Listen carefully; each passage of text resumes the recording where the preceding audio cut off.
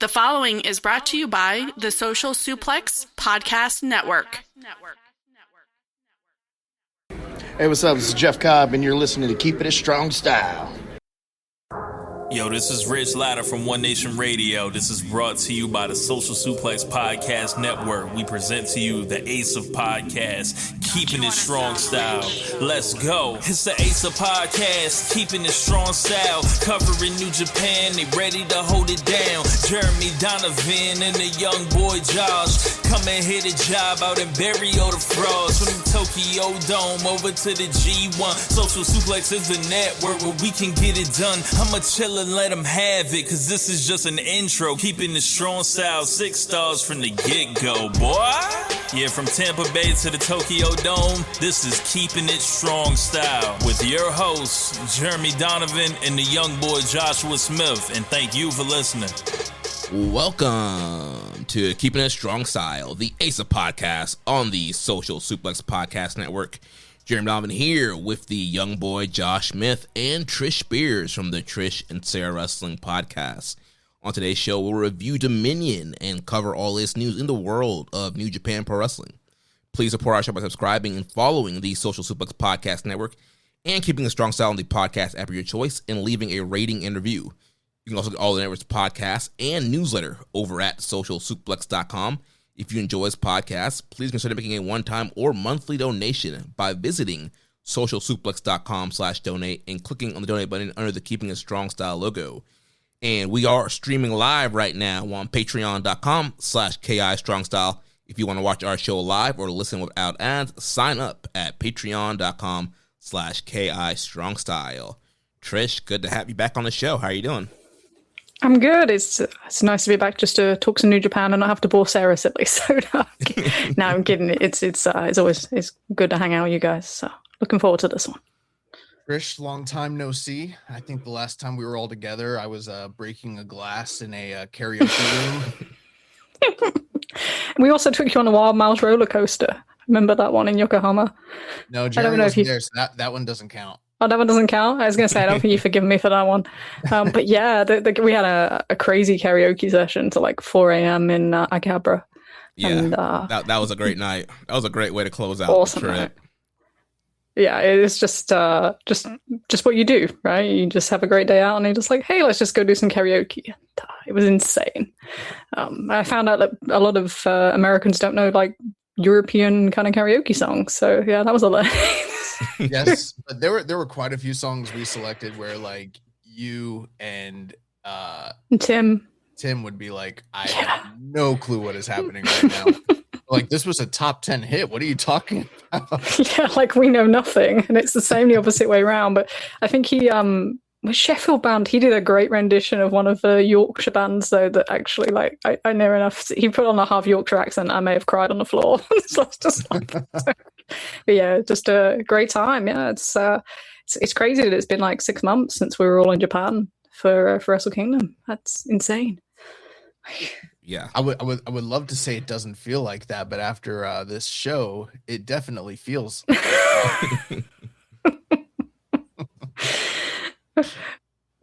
Oh, we'll see how we feel.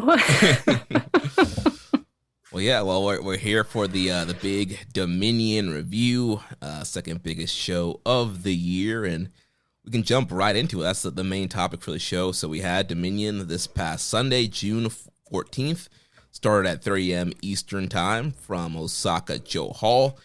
We had a reported attendance of 6,890 compared to last year. That was 6,525. So the house a little bit up this year. And we had a question from DC Marvel Fanboy.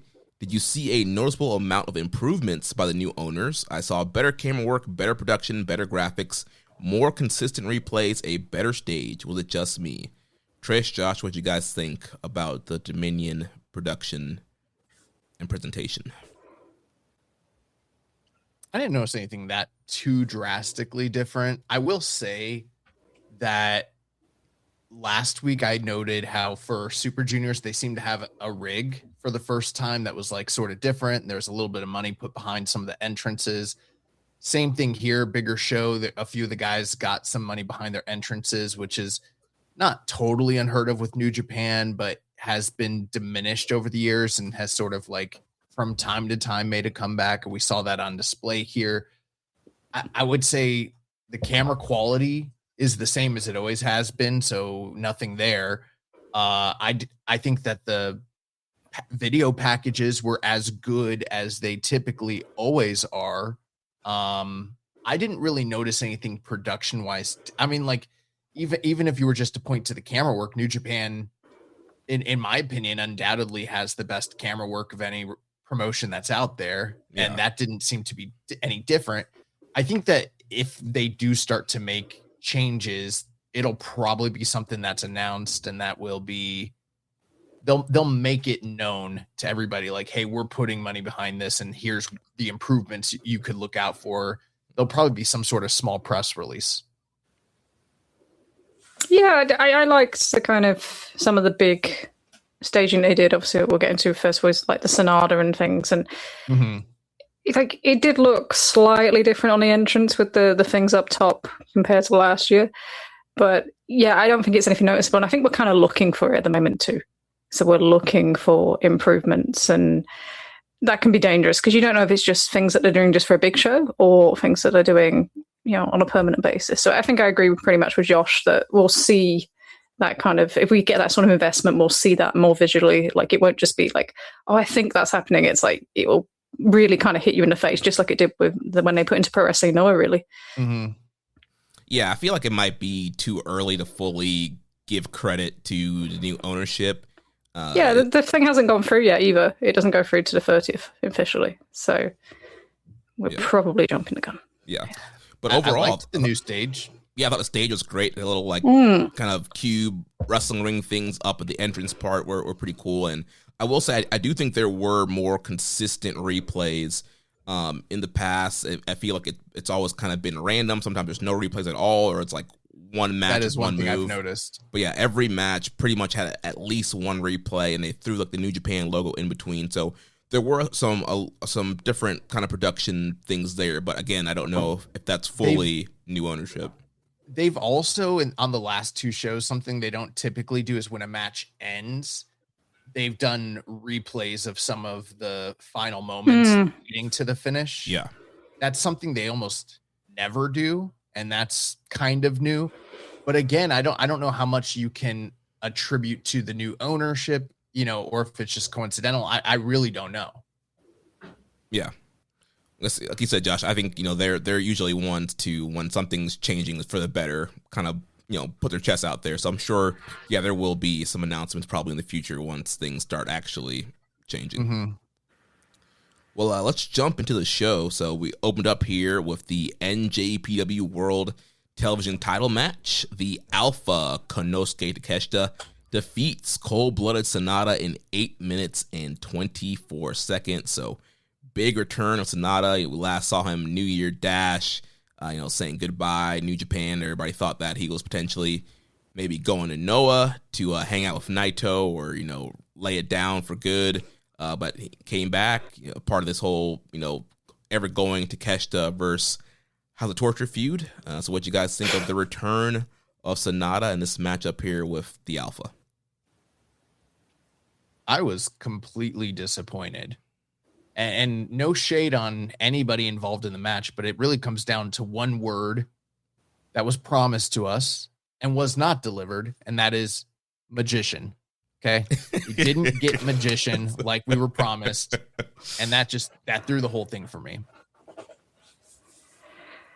I think it's one of them with Sonata. So, like, I don't even know where the leaving thing came from, but he was just kind of getting some treatment on his shoulder and stuff. But I think we hoped that him having that break would lead to him coming back a bit more motivated, with hopefully that the change in having movement would make a big difference to him in ring. And I don't think we saw any of that here. And I liked, they gave him the big setup. They get, he's had the little documentary on, that they put out last week, which, screams that they're going babyface turn, which is why I went from like a week ago going, oh, maybe Sonata wins, to going, oh god, no, Sonata's not winning. Like he can't, like they have to turn him. But it's like, so, and then they give him the big entrance with all the different like suits. It was kind of it made me laugh because it was kind of similar to like Cody Rhodes' thing at WrestleMania where he had all like his outfits and stuff. Mm-hmm. And I did miss the LIJ theme, so I was kind of like, oh, cool, missed that. But yeah, it just never really went anywhere. So they started out with like the respect thing, and then they moved into him falling back into his House of Torture things. And I don't know. I'm not 100% either on just Takeshita being in these TV title matches. I don't think it fits him. I don't think I've enjoyed any of them practically in the way that I would hope to with some of the opponents. But this one, I didn't get anything from it. And that's a shame.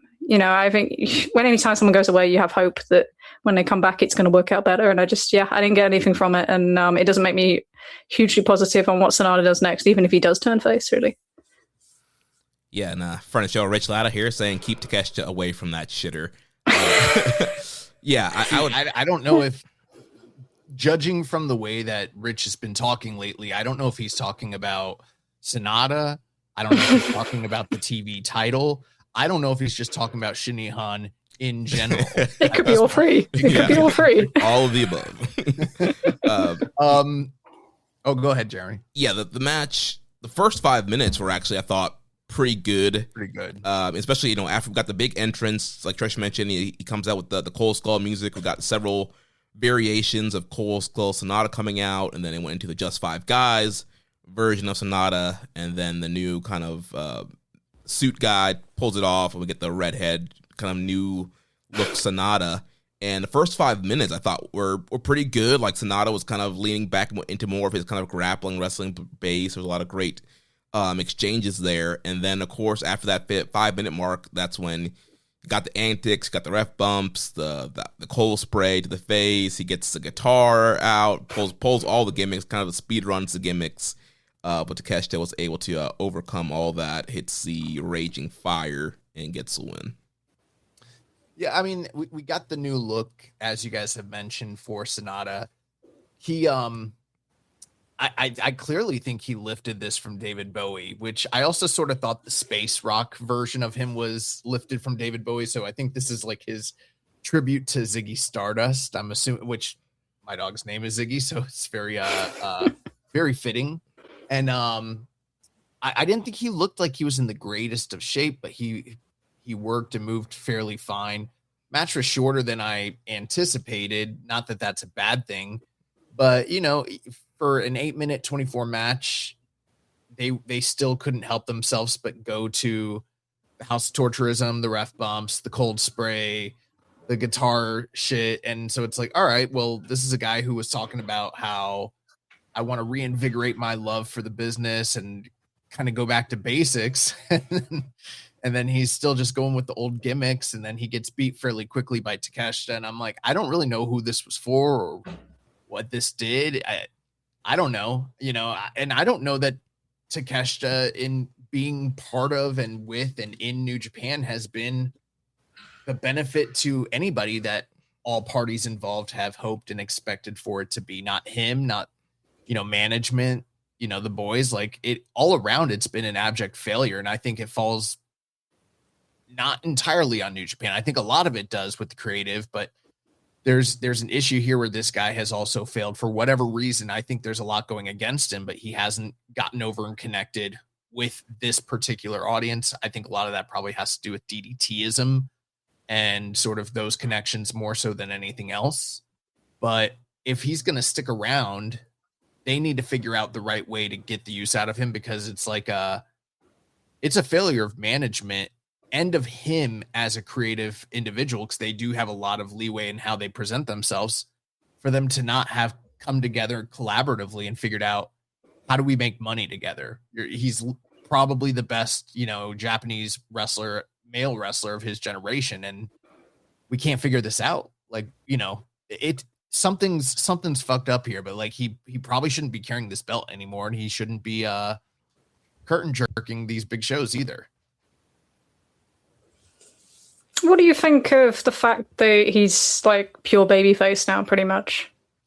I mean, I think it sort of makes some sense because it's like when they had him join Hantai, they knew that they were already in the midst of doing the turn with the Don Callis family and everything like that. So it's a little more like coordinated and cohesive with what his creative in America is anyways. And so that's good, I guess.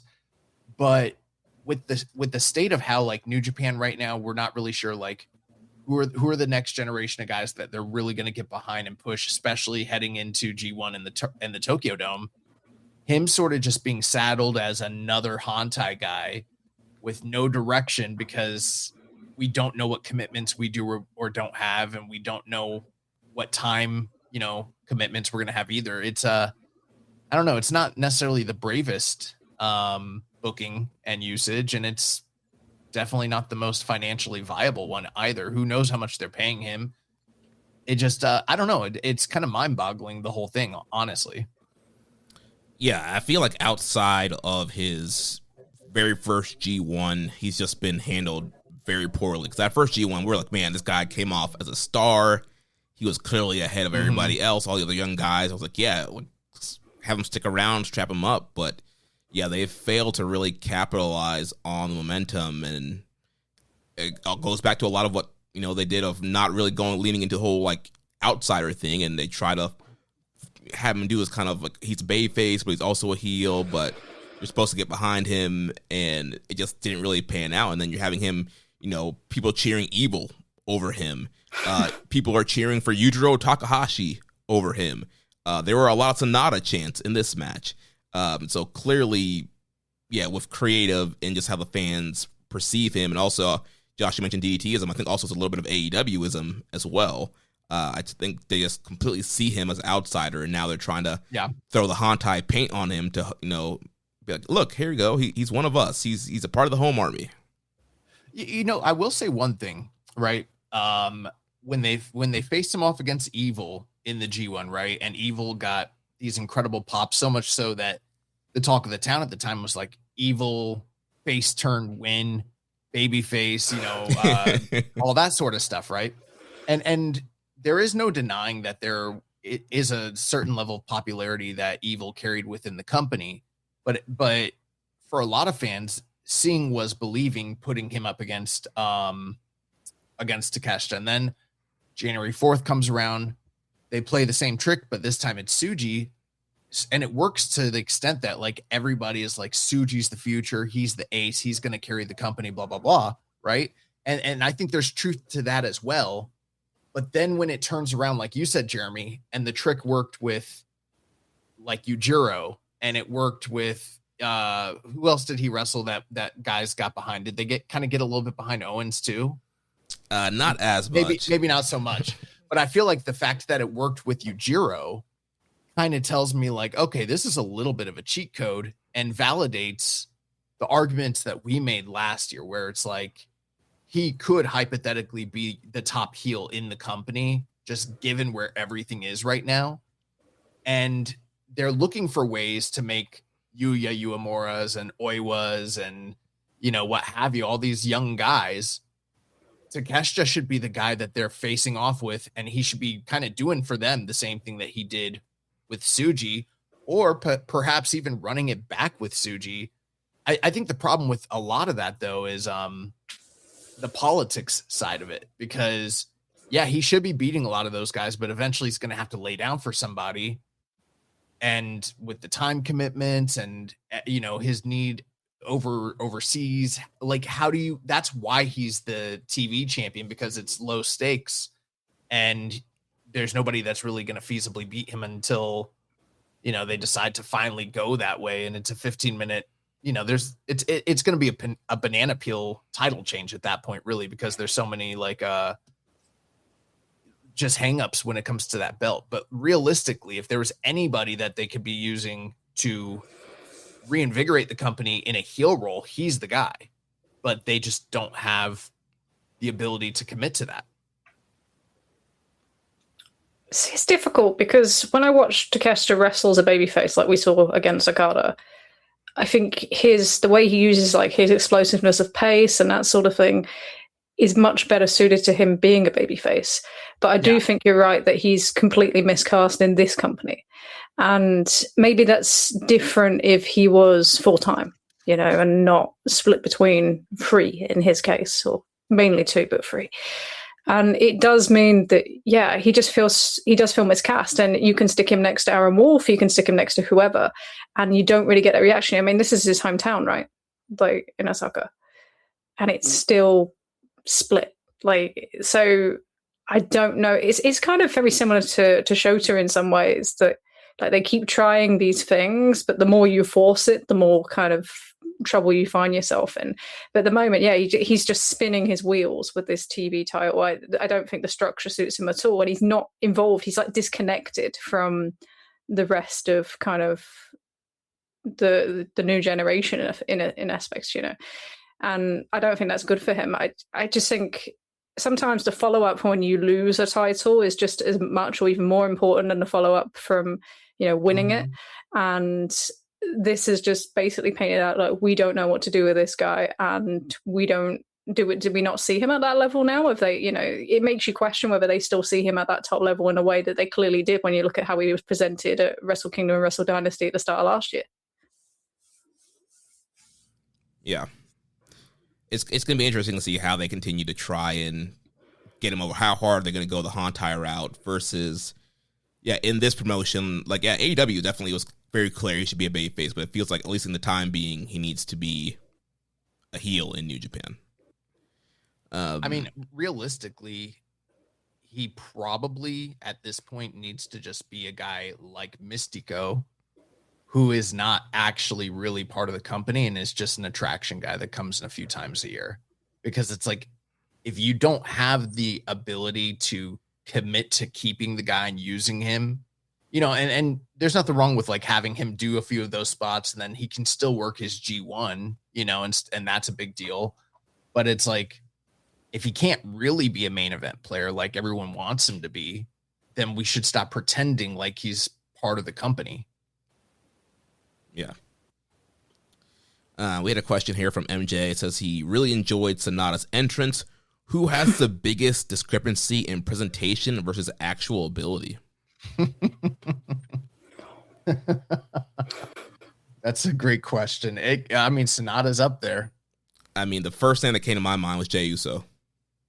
Oh, like we're extending it beyond. You're extending it beyond. Yeah, I mean that was the first thing. I couldn't even think of a New Japan name. I was like, Jey Uso popped in my head immediately. I know what the answer is, but you guys aren't gonna fucking like the answer. And it wasn't always the case, but it is right now. Who? It's Tetsuya Naito.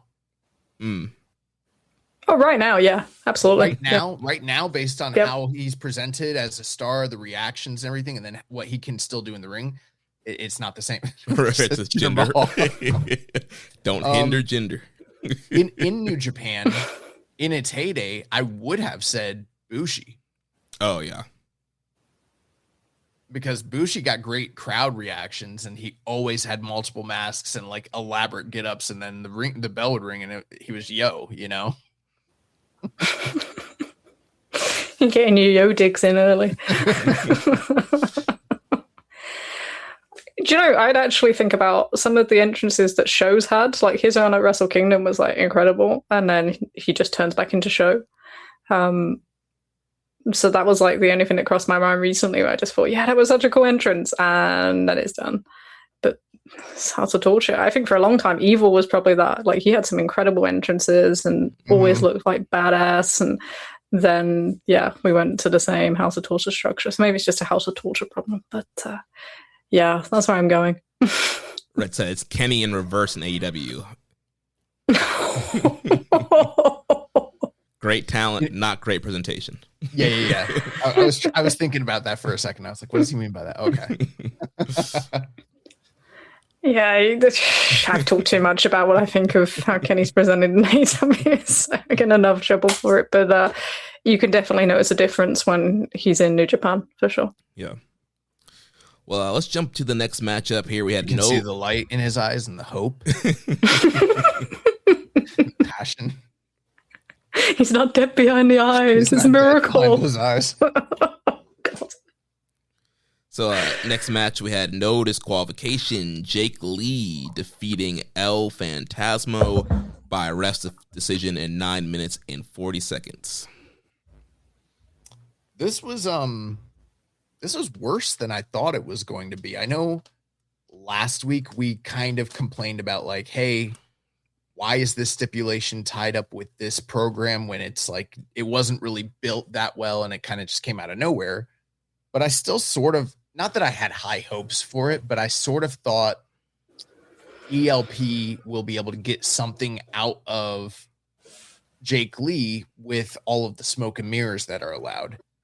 And you remember when the Jake Lee and Suji title match happened? And remember there were those like long swaths of time where he was doing his, his heat and like the crowd was just silent.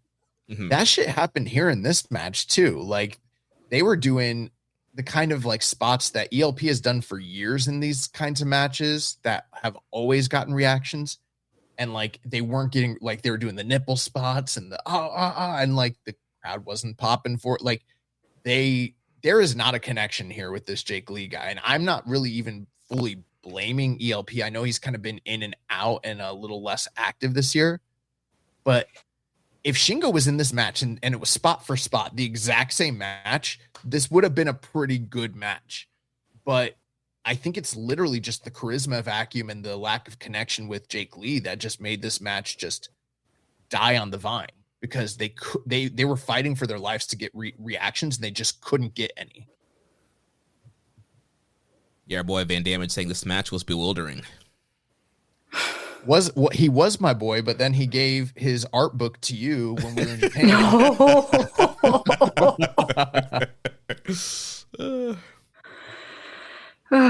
Jake Lee.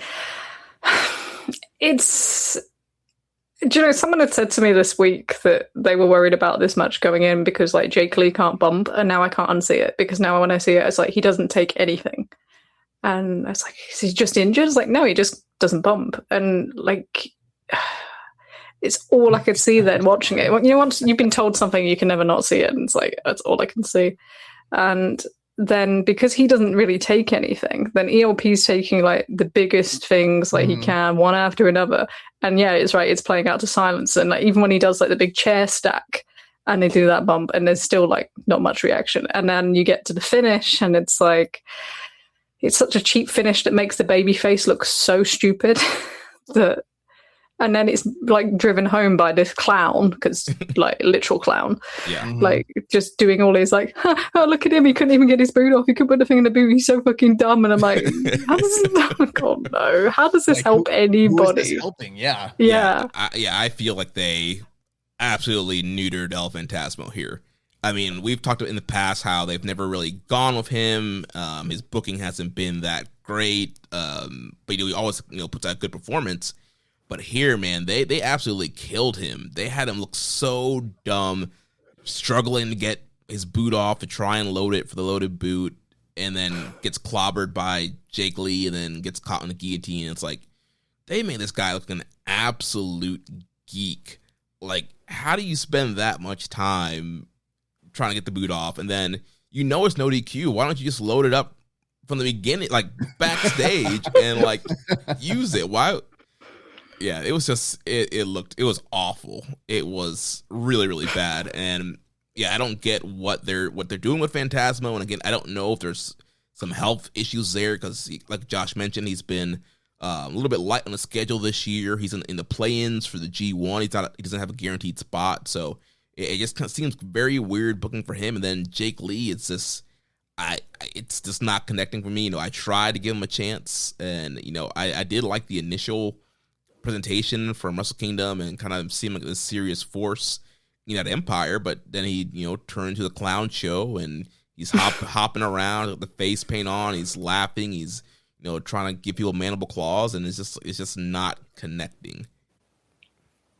Kenta Miyahara, right, has made that man more money than anybody ever will in his entire life, because everybody got fooled. Noah got fooled, New Japan got fooled. Well, one day we'll get that Jake Lee back and not the clown.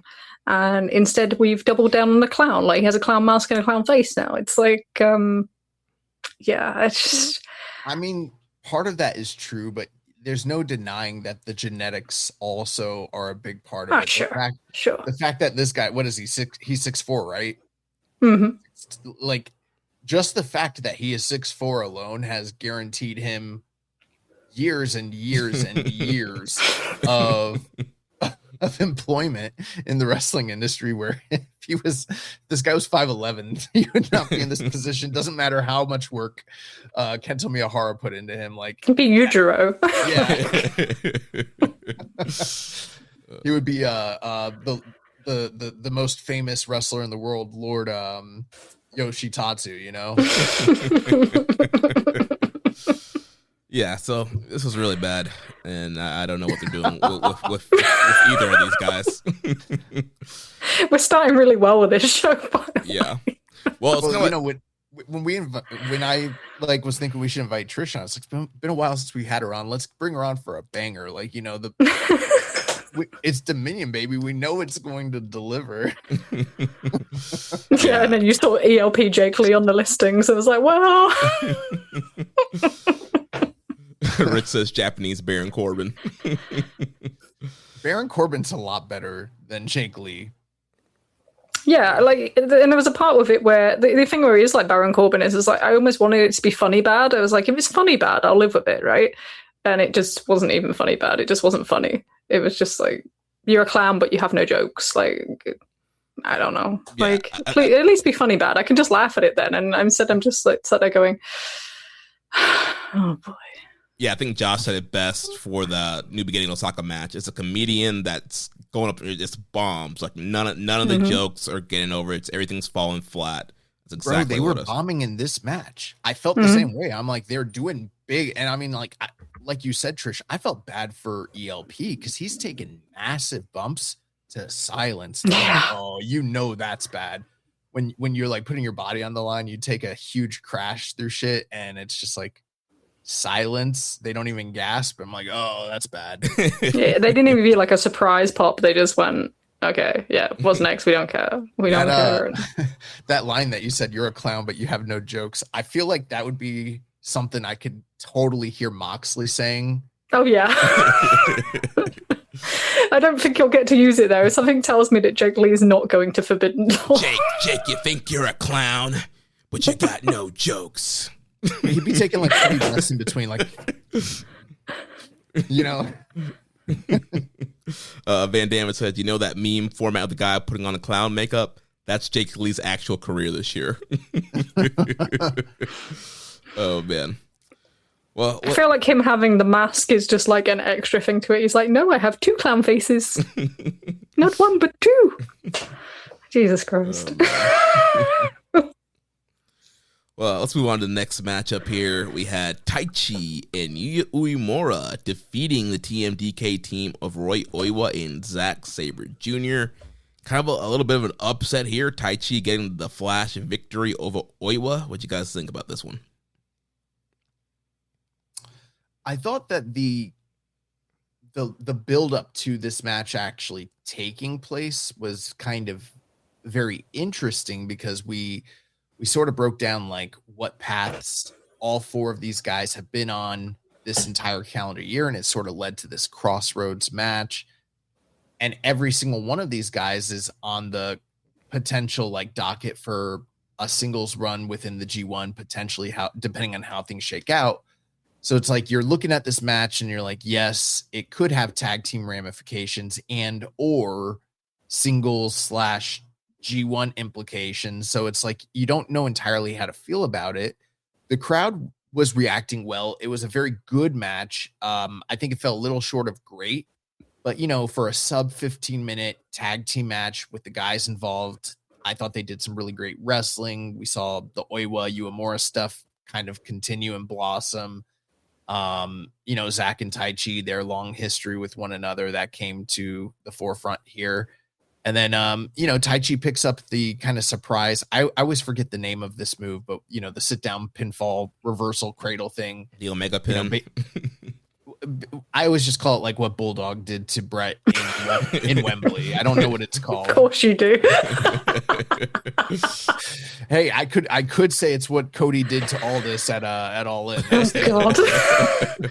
We try and forget that one. Oh, I love that match. I'll watch it again. But yeah, so Taichi picks up the win here, and it was a little bit unexpected. And I sort of sat back watching that, thinking like, I don't feel like he's getting into G1 off of that win alone, and I don't feel like Taichi and Uemura are next up for a title challenge. So what does this mean? Like, I was just very still cautiously optimistic. Like, I was glad to see Taichi get the win here, but because it was Taichi picking up the win and not Uemura, I was very like, this is sus. Like, what is this leading to? And then with the fallout of the rest of the show, we got our answers, and I was like, I don't know if I feel as optimistic about how this match played out once it was all said and done. I don't know if I feel as down on it on that. I think with Oiro, it's like there has to be like a turning point somewhere. And I like the way they played off the finish where they had like Zach kind of looking disappointed in him. Because obviously like that's got to be the path eventually, right? He has to come back to Zach and eventually defeat him. So I thought, okay, like, you do this thing with Taichi and it's like, yeah, you should be winning this and you're not. So you can play off that chemistry. And I with the play-in stuff, like, yeah, I'm not horrendous on it. It's one of them though. It's weird because like they do these things with Taichi, and you could see like Asaka just loves him, right? They were so loud. It was like the decibel like level had gone up so massively from the opening 2 matches. Like it was crazy. But they'll never really get behind him. So they give him these little moments. It's like kind of trying to feed that audience, and then it's like, but really we're just going to feed him to this person or that person, or he's not getting into G1, or he's not getting this, or he's not getting a tag run, you know, like, so it's a funny one. But yeah, I'm not too kind of down on it just because I think it's a nice pathway for Oiwa to do, but it's like, you can only do these things for so long, right? Like eventually they have to be moving up, and he should be beating a Taichi essentially on these big shows. Right. Yeah.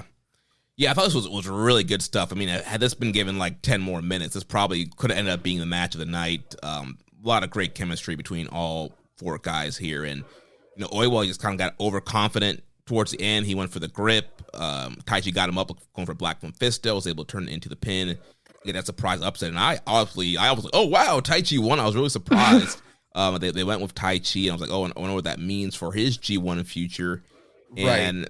It was one of the moments of the night where the crowd was behind somebody and they actually won.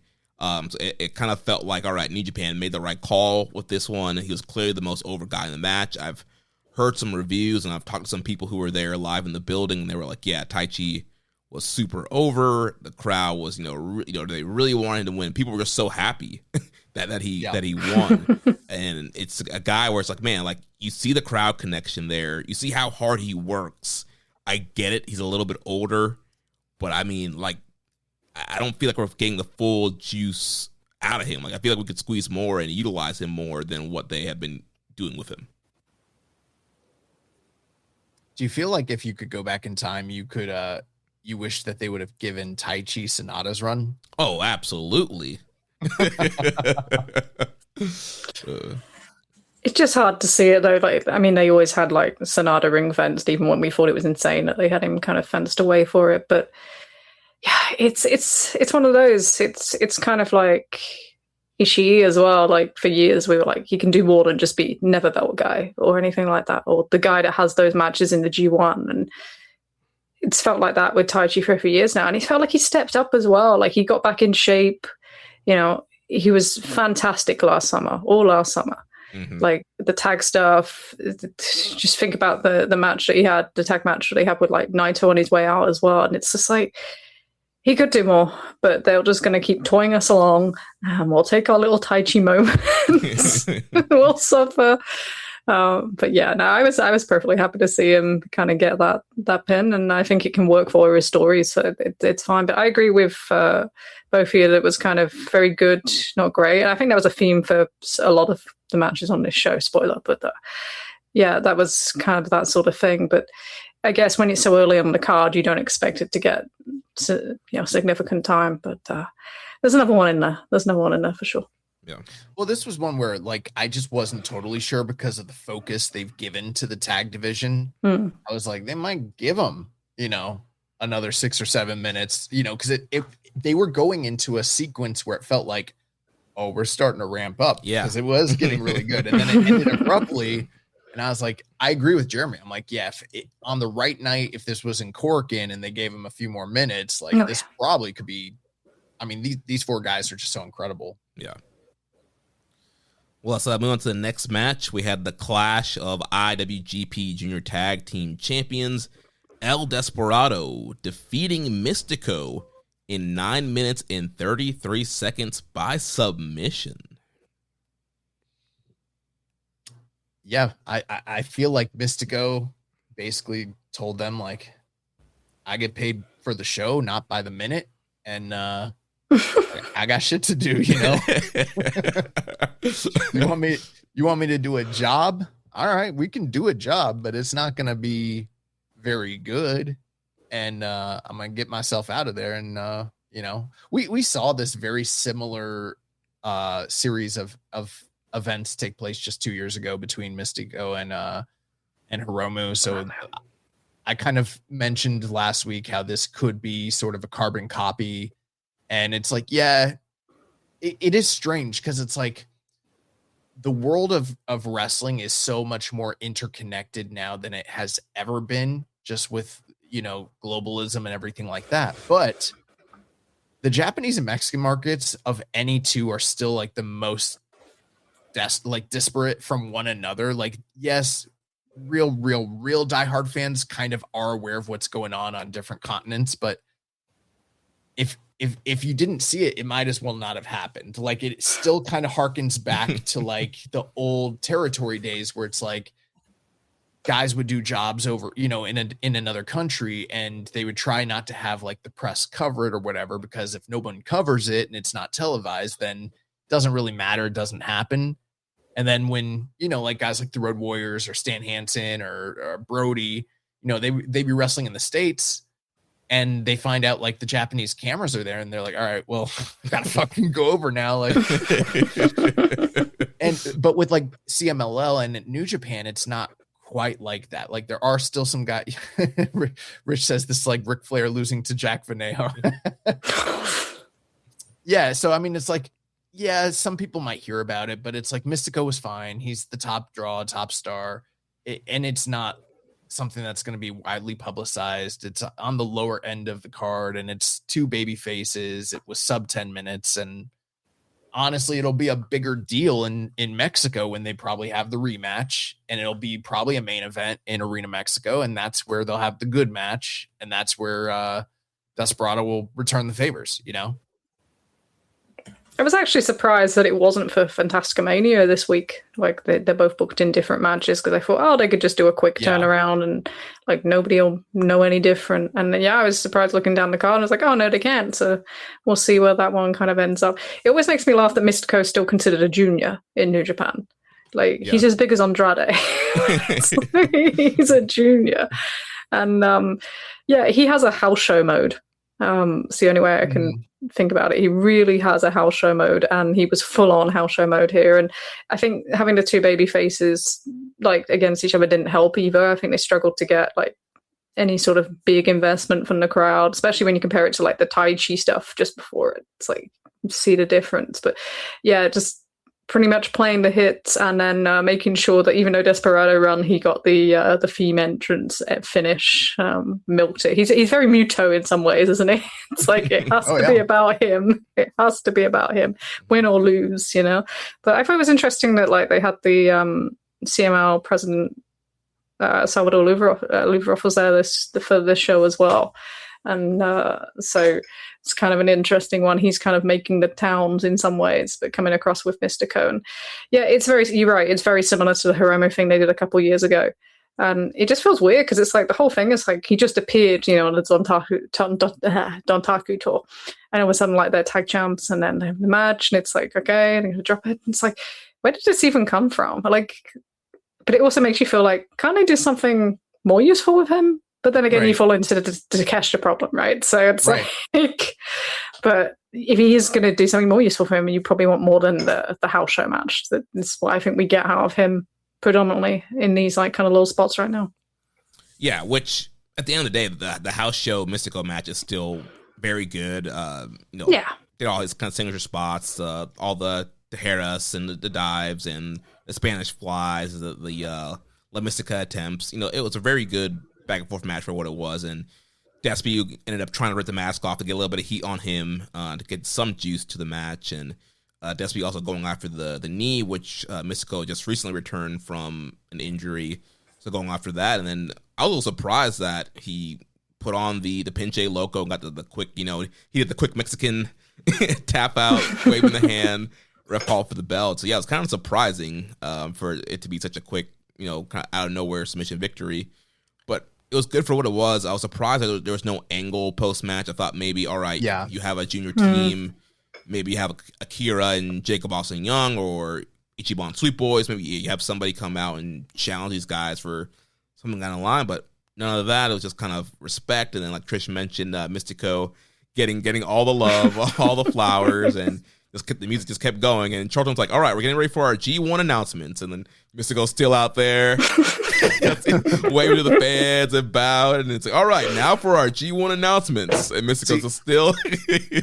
See, the angle that I thought was coming was I could just see this being Eddie versus Ray part 2. I thought we were going to find out that when Despy spent his time on his excursion in Mystico, he was out there partying a little too much.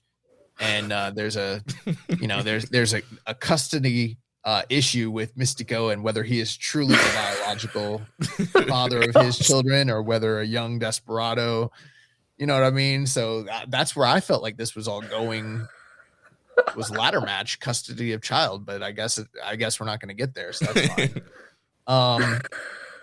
Trish, she mentioned she's surprised Mystico's not being used as a heavyweight. And it's like the dirty secret is in Japan, or at least in New Japan, juniors are not judged by weight. It's just a height thing. They don't acknowledge it, but it's literally like if you are under 5'10" or like 5, I think it is like 5'10", it's like, oh, you're a junior.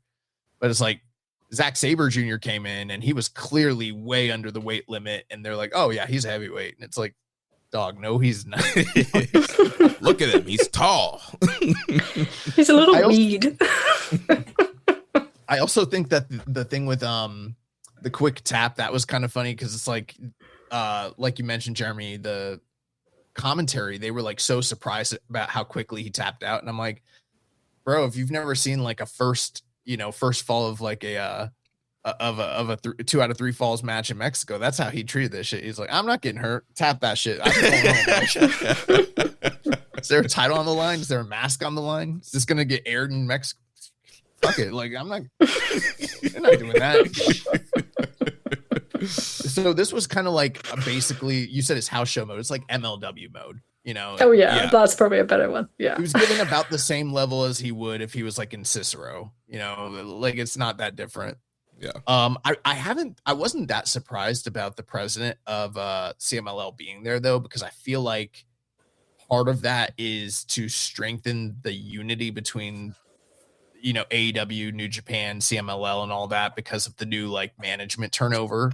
And I feel like that makes sense. That's probably what that has to do with.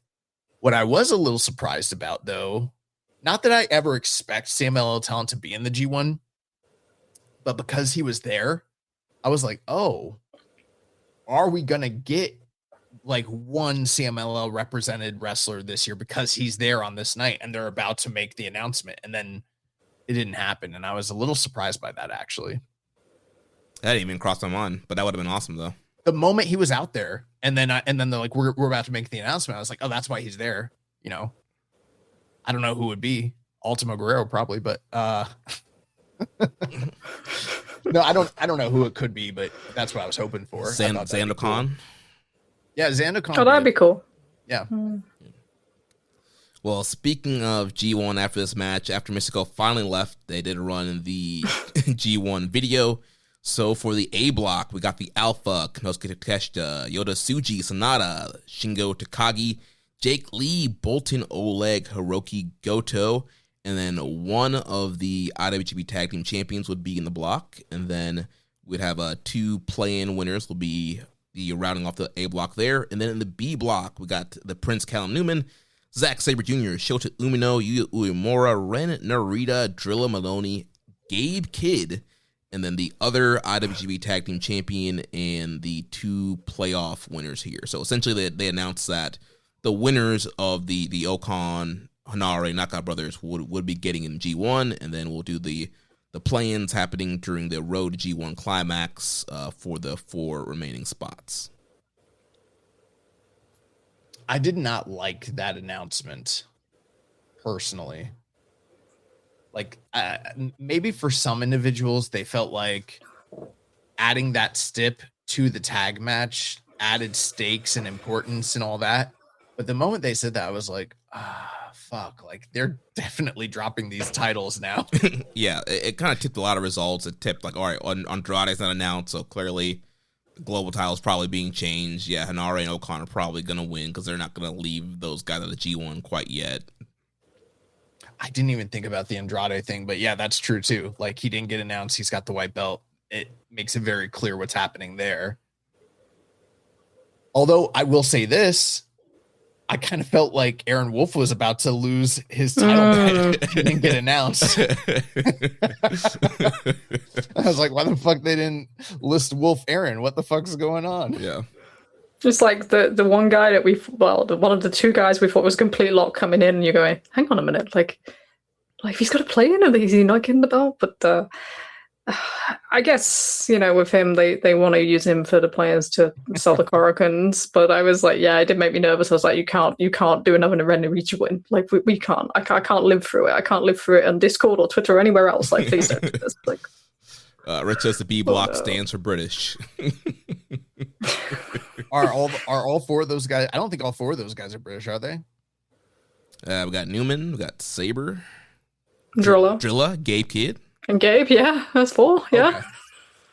See, I'm not good at this. To me, the UK is all the same shit, so I don't ever want to assume that they're automatically British. They could be, you never know. They could be Scottish or Irish or Welsh. Oh, no. I don't know. And Umeo did his excursion in Rev Pro, so he's kind of British. I think he hated it though, so I don't think it counts. He picked up all the worst British habits. We don't own that one. Oh man. So who did you guys take note? Was there anyone that, when they did the announcements and the crowd were getting the reactions, was there anybody that like stood out to you in terms of like positive or negative reception? I think Bolton got a big pop. He's been out hurt. I think fans were happy to see him in there. And then there was definitely some oohs and ahs when Gabe Kidd's name was announced. Yeah. Which I think it kind of makes sense for Gabe, because it's sort of like the make good for the injury from last year. So I guess I get that. Plus, it's like he's not actively involved in anything too important on TV right now over in the States. So it's like if he is able to return and good to go, it might make sense to be able to get him involved here. Plus, like, we'd already heard speculation going back to the early part of this year when they were doing the G1 advertisements, and they had different AEW talent like sort of hyping up on social media for the Chicago show. And, Dave saying like, hey, there's probably going to be some AEW involvement. You kind of almost hoped. Rich says he's in the best shape I've ever seen him in. You hitting the weight room with him, brother? Like, what's going on there? But I'm not opposed to the idea that it's Takeshi and Kidd. Those are proven track record guys, lots of history. But part of me sometimes when I hear that it's going to be an AEW guy, I hope it is like an Andrade or a Swerve or a Hangman or just somebody like that. That would be like fresh and new and exciting. But this is fine too. I think with this year, I mean, like the only real AEW names was kind of out there bandied about was just Takeshi and Kidd, and especially once Kidd kind of came back and it started the global angle, obviously got a shell for a little bit by injury. But I think he's still dual contracted as well, so both of these guys are dual contracted guys still. So, or triple K in Takeshita's case. But it's an interesting one. I think the timing of it with obviously All In as well, and they're moving Grand Slam Mexico later because of the World Cup bookings. Probably played a part in Andrade, but that's pretty much the only one that you could see outside of that. And I guess there's a thing this year as well of not making offers that they then can't kind of go through with, which is what happened last year, you know. So I can see that a reason to be a little bit more conservative when it comes to making those offers to big AEW talent if you can't then go through with them. And again, maybe that changes. Maybe this is the next year. Maybe it's just like we're kind of in that path. But I'm not massively down on it. I've seen quite a lot of people kind of not big on it. But I think for me, it's like there's two things. I presume that Aaron Wolf's going to go through the play-ins. And then seeing how he does, you know, in a G1, I think that's going to be really, really interesting. And I think he's in a pretty safe group in terms of the people he's working with and what they can give him. And he's around one of his trainers as well, with Zach in that group. So it's like, that will be really interesting. And then A Block has kind of got more names in a way, but probably I think will be outshone by B Block. But I guess there's a smaller like story just underneath there where Suji will face quite a lot of the former IWGP World Champions, which has been part of his thing that he's wanted to do. So they've built that in there, especially now they've moved Shingo into A Block as well. So, you know, you'll have him, you'll have Takeshita, you've got Goto in there. I'm missing one. What's the other one? Sonada. Oh, God. Maybe not looking forward to that one so much, but yeah, I think there's enough in there. There's enough like little things built up that it should be a decent tournament. But I think I agree with you that it would have been cool if it had been like a CMLL talent in there or someone, just for something different, really, because there is a lot of similarities to last year, even with like the Wolf interest. Yeah, definitely could use some more fresh talent, but overall, I think it's a decent lineup. We had a question here from Def Triangle 720. Does a G1 need better kayfabe reasoning for certain talent to be allowed in a tournament? I find it baffling that Sonata comes back and immediately gets a slot in the G1 when he hasn't won anything, while Oiwa doesn't get a spot. I agree with that. I don't think that it makes a lot of sense for a guy like Sonata to just come in and get an automatic lock. The reasoning that they're going with for, we haven't gone over them yet, but we will later, but the guys that are doing the play-ins that were already in last year's tournament, they tended to be the people that were at the bottom of the blocks, and that's why they're having to re-earn their spots back in. And so you could make the argument like Sonata last year, he's had success over the last calendar year and he did well in last year's tournament. Blase. But yeah, I think there's not always the most coherent and cohesive like booking patterns and reasons when it comes to tournament booking with New Japan lately. And he's a former world champion. Yeah, but when you look at like, if you're going to do that, when you look at like the final block standings from last year, it doesn't hold up too well, because there are people in there automatically, like Driller's in there. Like he finished quite low down. I think he finished below Oiwa actually. So it's like it doesn't. It's a good idea to kind of give it some sort of like structure to it or some reasoning, but it doesn't always hold up when you look at like like you could say like Aaron Wolf's been a never champion in that time, like. Is that worth more? Like, what has Sonata done in the last 12 months? So, I don't know. I guess I like that the idea they're trying to give some reasoning behind it, but yeah, maybe needs a little bit more. But that's me being a numbers geek as well, because the first thing I did was go and look at the last year's like G1 standings, and I'm like, no, that doesn't add up. Like, nice try, but yeah, that's not working for me.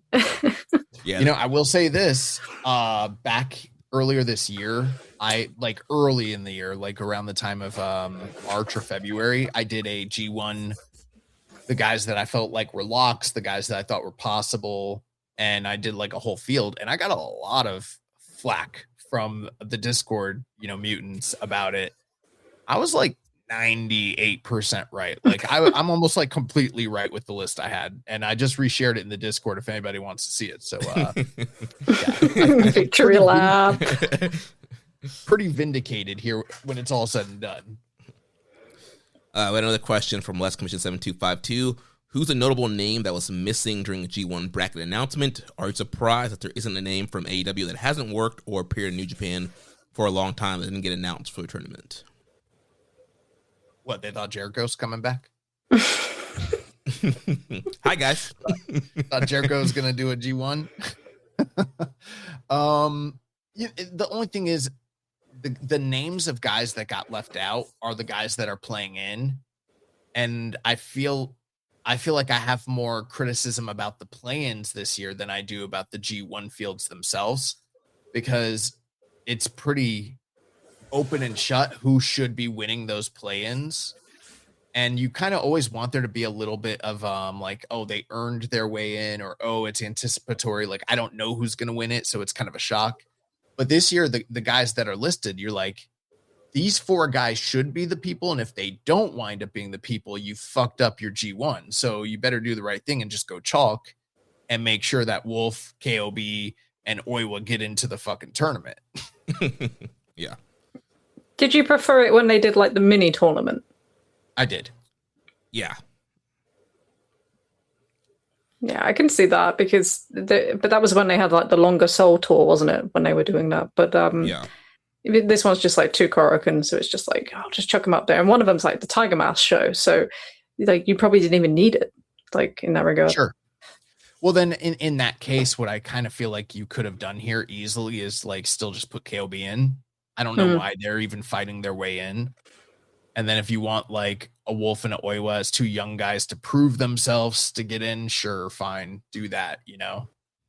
Yeah, the KOB exclusion's very weird, especially since they've been the tag team champions for half the year.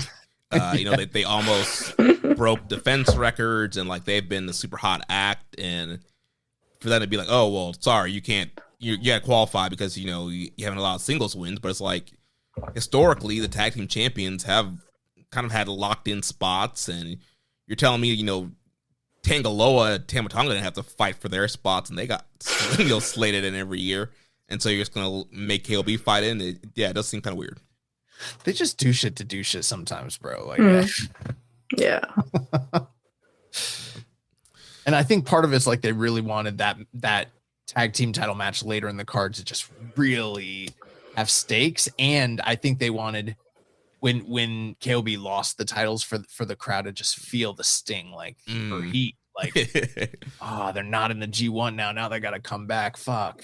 Now we gotta go to Corkin and see if they're gonna qualify. Now I have to buy another ticket to come to a live audience show and make sure my guys get in. Oh man. Are you looking forward to seeing them kind of wrestle more individually across the course of the tournament? Yeah, definitely. Sure. Especially with the blocks that they could end up in. So Yuto Ice, he would end up in that A block, which, I mean, that's a matchup with Shingo, with Tsuji, Takeshita, Bolton, Goto. Like, it's going to be some like hard-hitting action there with Yuto Ice with some of those guys. He'll be fun. He'll be fun because just like he has that kind of natural charisma. But I'm actually quite interested to see how Oscar does because he's like, he wants to be like a really athletic wrestler in part, and they have to remind him like, you're 6 foot something, you know. You're a big tall guy, you're a big power guy. Yeah. But him being in there with like so many of the kind of really good in-ring wrestlers, and then it'd just be nice to see something like come out of him as well, because it's not like he gets overshadowed by Yuto, but it's like it's very hard to be kind of more of a force when you've got someone who just kind of jumps off the page stood in front of you. So I want to see more out of him. I'm probably more interested in that than I am in Yuto, and that's just my kind of like things that I enjoy watching. So yeah, seeing him mix it up in B block is probably like one of the things that's top of my list for things that are going to be entertaining this year. I'm saying this and then I'm going like, please don't do something fucking stupid in the play-ins. Like, there's going to be one stupid result. Can we not, please? Here's can't buy the pimp cane. Yeah. Oh no. Here's one thing I will say, Oscar, if you're listening, you know, if these guys come to you and they try to tell you more monster, tell them, fuck off. All right. Because listen to me, bro. He's too nice. He's like the nicest guy ever. He wouldn't do it. Listen to me right now, okay? Lance Archer was with this company for years and years and years and years, and they kept telling him, tone it down, work slower, more monster, be meaner. And guess what? He did that shit for years, and guess where it got him? nowhere. And then one year, this guy decided, you know what? I'm going to start doing some flips. And guess what? He got a not millions, but he got hundreds of thousands of dollars added to his salary and signed abroad. Okay. Because he started doing flips, and he still comes back and works for this company and makes tons of money all the time. You go out there and you be great. Don't let them tell you not to. And of course, it says embrace RLPW. Which also says, where does Yuto rank in terms of ices? Well, he's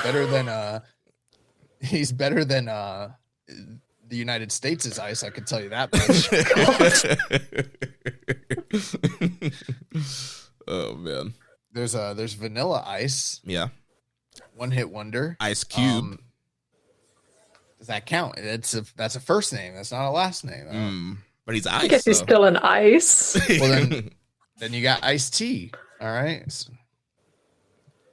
I feel like vanilla, vanilla, Cube, and tea. I feel like this is a One Nation Radio question more so than it is. But here's the thing: is like they're more familiar with the hip hop artists than probably we are.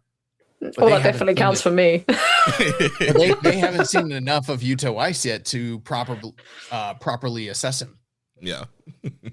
Maybe this is something we need to address at FOH this year. Well, let's move on to the next match on this card. We had the Never Openweight title match. We had Aaron Wolf defeating Ren Narita in 9 minutes and 24 seconds to once again become the Never Openweight champion. I'm not surprised at all what happened here. I thought that this match went 100 million% to a T with exactly what I expected it to be in every aspect. I expected the House of Torturism. I expected the numbers game, and then the Hantai guys to come out, even the odds, and for Aaron Wolf to finally even up the score against Ren Narita on a one-on-one basis and capture the crown. Rich says Ren Narita came out here wearing some bullshit, LOL. But I thought that Aaron Wolf got good reactions. I thought the crowd was really into it. I thought the match was fairly entertaining. It wasn't anything that was overly different from what we had seen perhaps on, say, January 4th. Probably similar vein, maybe not the same level of pageantry and the same level of intrigue, because it wasn't the first time we've ever seen Aaron Wolf, but a very similar happening. But I have seen the reactions to the title change, and I've seen the reactions to the match itself, and a lot of fans seem to be fairly or at least in the West, seem to be fairly down on this overall as a whole. And I'm wondering if it's because they're either hoping to see something different out of the presentation and the booking of Aaron Wolf at this point, or his progress, or if it's just exhaustion with House of Torturism and hoping 6 months on we would have already been done with this sort of thing. I don't know, but to me this wasn't that different from the Evil match, and I felt like it kind of served a lot of the same purposes. And also hopefully this is the end of Wolf having to deal with House of Torturism for the time being, and he's going to go on. If he doesn't get in the G1, there's something seriously wrong within the company from how they're using this guy and what we're doing from a business perspective. And the alarm bell should start ringing off immediately. But my assumption is he's going into the G1. You'd be lighting money on fire if you don't have him in the tournament. But I don't know. I felt like this served its purpose. They're going to get the clips that they can show on TV and the news and, in the papers, and it's a learning experience, and we move on. Are there criticisms to be had about how they have maneuvered him across the way? Possibly, but I thought this was fine. I didn't think it was bad at all. think the thing with Aaron Wolf is that we definitely have different expectations in the West to what they do in Japan. I think that they give people a lot more time to develop in the way that we just don't. Like, we just want to see constant progress and big spots straight away.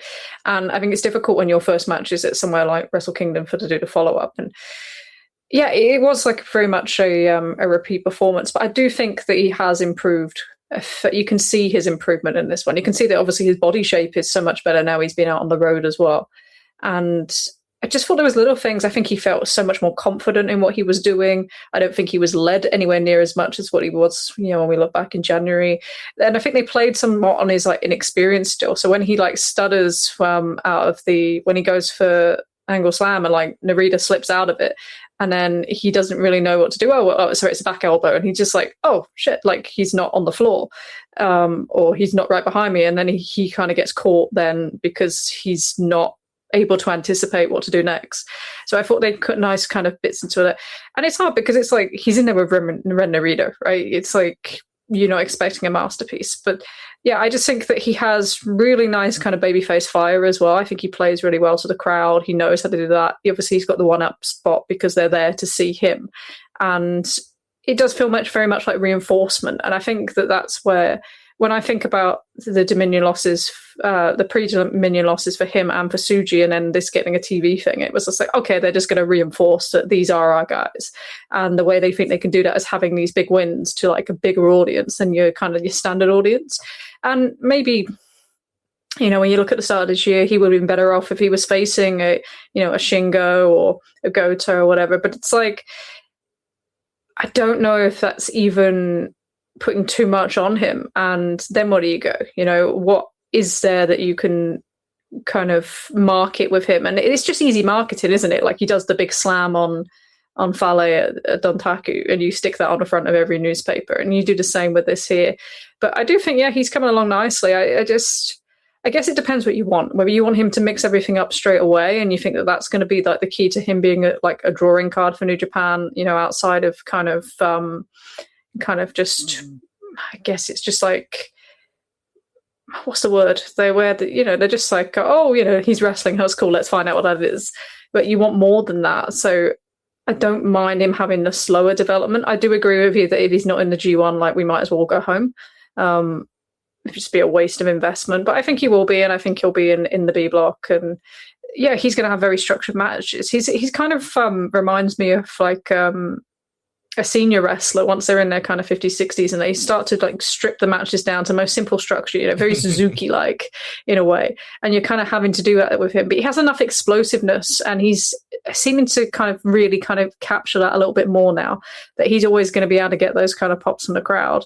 But it's like, you just keep into a real simple structure right now and then see where you get to. And it's interesting to think about, where will he get to? Because obviously he has crossover appeal there. Like, can't get over still like the noise that we heard when he came out of the dome. Like, never heard anything like that in my life. And it was, so there is obviously something there. He's going to be key for that. You can look at what he was doing, like the thing on Cyber Agent, where that should have tipped us off to something happening, really. So it's like they obviously see him as such a key part. But I guess you just start to wonder, where will the ceiling be? Where can they get him to? How long will it take? And these are all the big questions. So yeah, we'll see how he does with the G1, and obviously having that sort of thing on his body as well, because he's wrestled a lot of tags this year. He's wrestled a lot of kind of multi-man tags, and they're good for him because it's being around everybody, learning all the planning and all that sort of thing. It's good, but there's still so much expectation on the poor guy, isn't there? Oh yeah, but I'm kind of with Josh here. I felt like this match was kind of what I was expecting. Laid out very similar to the Evil match. Also, I think the Wrestle Kingdom match just had more of a novelty to it because it was the debut and bigger stage, grand stage of them all, Evil's over. But they still kind of follow a similar formula here. And to me, I was more kind of focused on, all right, how is Aaron Wolf progressing? And like Trish said, I do think that he's improved, and he just seems a little bit more natural in the ring, moves around more natural, and he's starting to implement some new moves into his arsenal. He had a big lariat to Ren Narita at one point that looked awesome, and he's starting to implement some suplexes. He's doing that jumping landslide type maneuver, and so he's starting to build more of his repertoire instead of just the body slam, elbow drop kind of thing. So I think he's definitely progressing. He's learning more. He has a crowd connection, and despite the horrible booking, he's still over. The crowd was really behind him. Every time he got on offense, big Wolf chants, and they pop huge for him. And so despite the bad booking, they still have something there. And now it's time, like Van Damme said, to take off the House of Torture training wheels and let's see what else he can do. And he's going to be facing Yoshihashi in the play-in, so I think that's a good match for him right there. Yoshihashi is a solid hand and I think can lead him to a very good match. And as much as I've enjoyed Yoshihashi over the last couple of years, I definitely think that you got to put Aaron Wolf in here, or what are we doing? And for Wolf, in that B block, I mean, he's gonna have Saber, he's gonna have Gabe Kidd, Drilla, Hanare. There's some like hard hitting guys in there. I feel like he's set up to have some really good matches. Unfortunately, he'll be in there for Narita again, so we will get that one more time. But the other guys, also Umino, Uemura, there'll be another playoff. Oscar will probably be the other guy in there for him to go against. So he will be forced to have some other types of matches against other types of wrestlers. I think that's going to be very good for him. And I think we'll truly see what he can offer when he's in there with a guy like Zack Sabre Jr. We're probably jumping a little too far ahead of ourselves, but here is a best and worst case scenario about if he's in that B block and he wrestles Narita again. On the one hand, you could probably stomach him taking a loss to Ren Narita in the third match because it's just a G1 match. If the trade-off is he turns around and gets a major victory over an actual name star to even things out. The bad part is he's also the never champion. So if he does lose to Narita, stop it. We're gonna see a fourth match between these guys later on. Can you not put that out in the world? There's too many people that Destruction in Bipu, Narita versus Wolf. So maybe it's better he not lose to Narita in that third match. That's going to be the one result that I'm going to be like, please don't do this. Please don't do this. I'm going to be so invested in that match, but I really shouldn't get it. We had some questions here. Bungholio the Mighty says, is Aaron Wolf's ceiling the never title in House of Torture, or will the powers that be in NJPW make him a global champion? No, his ceiling is world champion of the fucking company. Mm-hmm. Actually, no. I'm sorry. Let me take that back. His ceiling is top star and ace of the fucking company, potentially. Now, I'm not saying he's going to do those things, but when you're asking what is his ceiling, that's his ceiling. He's the biggest star from a country perspective right now that works in that company. Yeah. He's the biggest name in the company. And again, his crowd reaction, despite the bad booking, like he's a huge star. And so if they can get him to the point where he's a champion, like I think that's the absolute goal right there. Rich has a comment here. He says, can he wrestle a good wrestler for the first time ever? He should start there, LOL. Well, if he gets in that B block, he'll be wrestling a lot of good wrestlers. He's going to be wrestling Yoshihashi. Yeah. That's a start. But yeah, when we ask what's his ceiling, that's his ceiling. Yeah. Next question from Just a Little Bear 01. Do you feel Chris Charlton saying at the end of the Never Title match that Aaron Wolf has escaped the House of Torture? It's kind of a mission that the matches were awful and did Wolf a disservice. Trish.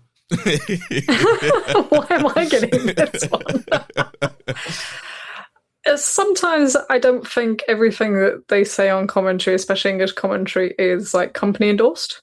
Mm-hmm. I think sometimes they just say how they feel. I think there's some lines I actually watch. I don't always watch in English. I just mix it up a bit. And there were some parts of like the Jake Lee match where they're just like, it's only been 5 minutes, you know. That's not well, like, yeah, this is his idea of a hardcore match. Like, it was scathing and in a very trying not to be way. But yeah, so I don't think you could look at it as like, oh, the company is saying like we fought this thing. I think they think it works. I think they think that this is a path pathway for him to have these kind of big moments that they can market in a way that they couldn't do if he was wrestling, the people that we want to see him wrestle from our perspective, So I don't think they look at it this way. And I think they'll look at, the number being slightly up on last year and that sort of thing and think, okay, this has worked for us a little bit. And like, it gives him the breathing space to learn without having to do the kind of the big matches that we're hopefully going to see now. So, yeah, I just think that's their commentary. And look, I can't disagree that they've been poor matches. I can't disagree that it's been a struggle to watch and you want to see this guy do other things. But yeah, I don't think that's shared by everybody. Yeah, we had a question last week about, Walker Stewart and was he doing too much to get the cat over with Heo and Super Juniors, and we're like, no, that was his job. Like he had to get over what was on the screen. And I think Chris Charlton is very good at getting over what's on the screen while also blending in the reality of how fans actually feel. And I think the comment he made, it was putting over, like, yeah, he finally, he beat these guys. Maybe it's time for him to move on. But also, that's a very real sentiment that we're all thinking and feeling. And also, he didn't go out there and do like a tirade on, he shouldn't be wrestling these guys anymore, and blah blah blah. But he's getting the story over. Yeah, he's wrestled Evil. He wrestled Fale, second time Narita. Yeah, hopefully he's finally done. And I think he just does a great job of putting over what they're trying to do on screen while also kind of being the voice of the fan and getting those kind of sly comments in there. Yeah, because at the end of the day, he's a babyface. They're a heel faction. They have terrorized him all year long, and now he has triumphed. I love when he's able to take what is happening in the kayfabe and, basically, like you said, echo fan sentiments. That's what he did 2 years ago on January 5th at Wrestle.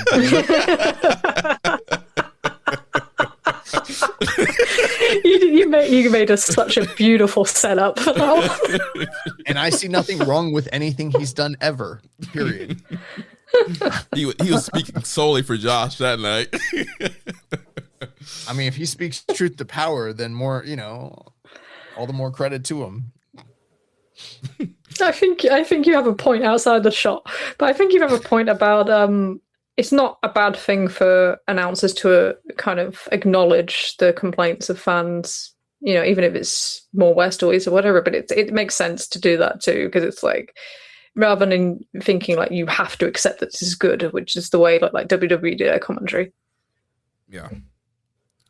Then Stale Burger Bun says, is Wolf finally out of the hot vortex, or will he get jumped by Chase Owens in the G1 qualifiers? We just said we got to go through Ren Narita again. No, like I think what he's saying is like, what if like he gets jumped and he doesn't get in, but now he's got a new never title challenger on that he could face off on that tour. Bro, but I'm gonna need more hammers to attack Gato with. That would be awful. But considering he's facing Yoshihashi, it'd be very weird to have Chase Owens be in the mix there. So, well, stop putting these things out in the world. Well, let's move on to the next match. IWGP Heavyweight Tag Team title on the line. United Empire, Great Okan and Hanare defeat the Knockout Brothers, Oscar and Yuto Ice, 21 minutes and 30 seconds. So with that victory, Great Okan and Hanare have locked in their G1 spots. They've also stopped the hot streak of the Knockout Brothers, who are close to getting some records there, beating Bad Intentions and some other teams there, potentially getting the V7, but being stopped short here. What you guys think of this one? I'll say a couple things. Someone asked earlier about like wrestlers with the most pageantry, and then it not aligning with all their performances. Okan. Oh, you're gonna go Okan. Yeah, Okan's got to be on that list. The other thing too is how you mentioned sometimes the what they say on commentary, especially with the Western English speaking commentary, doesn't always align with like basically what management is telling them to say, because they're sometimes having to like figure it out for themselves on the fly. So it's like we kind of pushed that idea like, hey, they're chasing these records, they're trying to get to V10, whatever. But it's like, I don't remember very many times hearing Knockout Brothers say that in backstage comments or interviews. I don't remember, seeing too much stuff from like the public, like from the company press, where that was like a big story that was being. It's not even like when Hiromu was saying, I want to break the record, for the junior title. These guys weren't necessarily doing that. I feel like this is something more that's like fans in the West started hoping for that, and then they started kind of echoing it, but it wasn't like a company, imperative or whatever.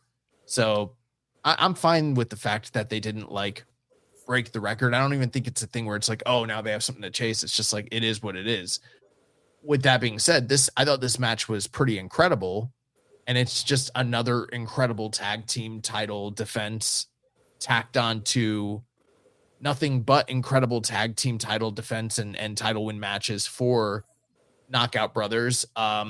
In the entirety of our time doing this show, the only other like title runs that I can point to that have the same level of greatness would be the time when when basically it was both never 6-man tag team title runs, where it was Ishii and Okada and Tanahashi, and then the other time where it was Ishii and Bishamon.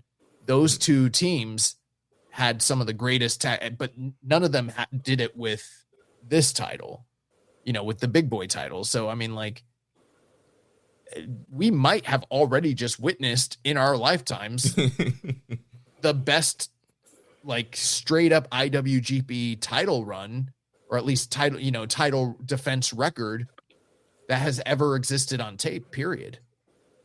Yeah. They just, they performed a bit of a miracle because they got something out of Okan that nobody else seems to have managed to do so far this year or for quite some time. But they've been such a revitalization for the division. And it's not just them. It's like the fact that they've pulled in like a lot of the really strong singles workers to work in like the division this year with Zack and Oira, and obviously like Umino and Umaro, and it's really helped. It's felt from being such a throwaway for the last however long to kind of something that they're really invested in. And I think that also helps when you're putting someone like Jake Lee as the number one contender as well.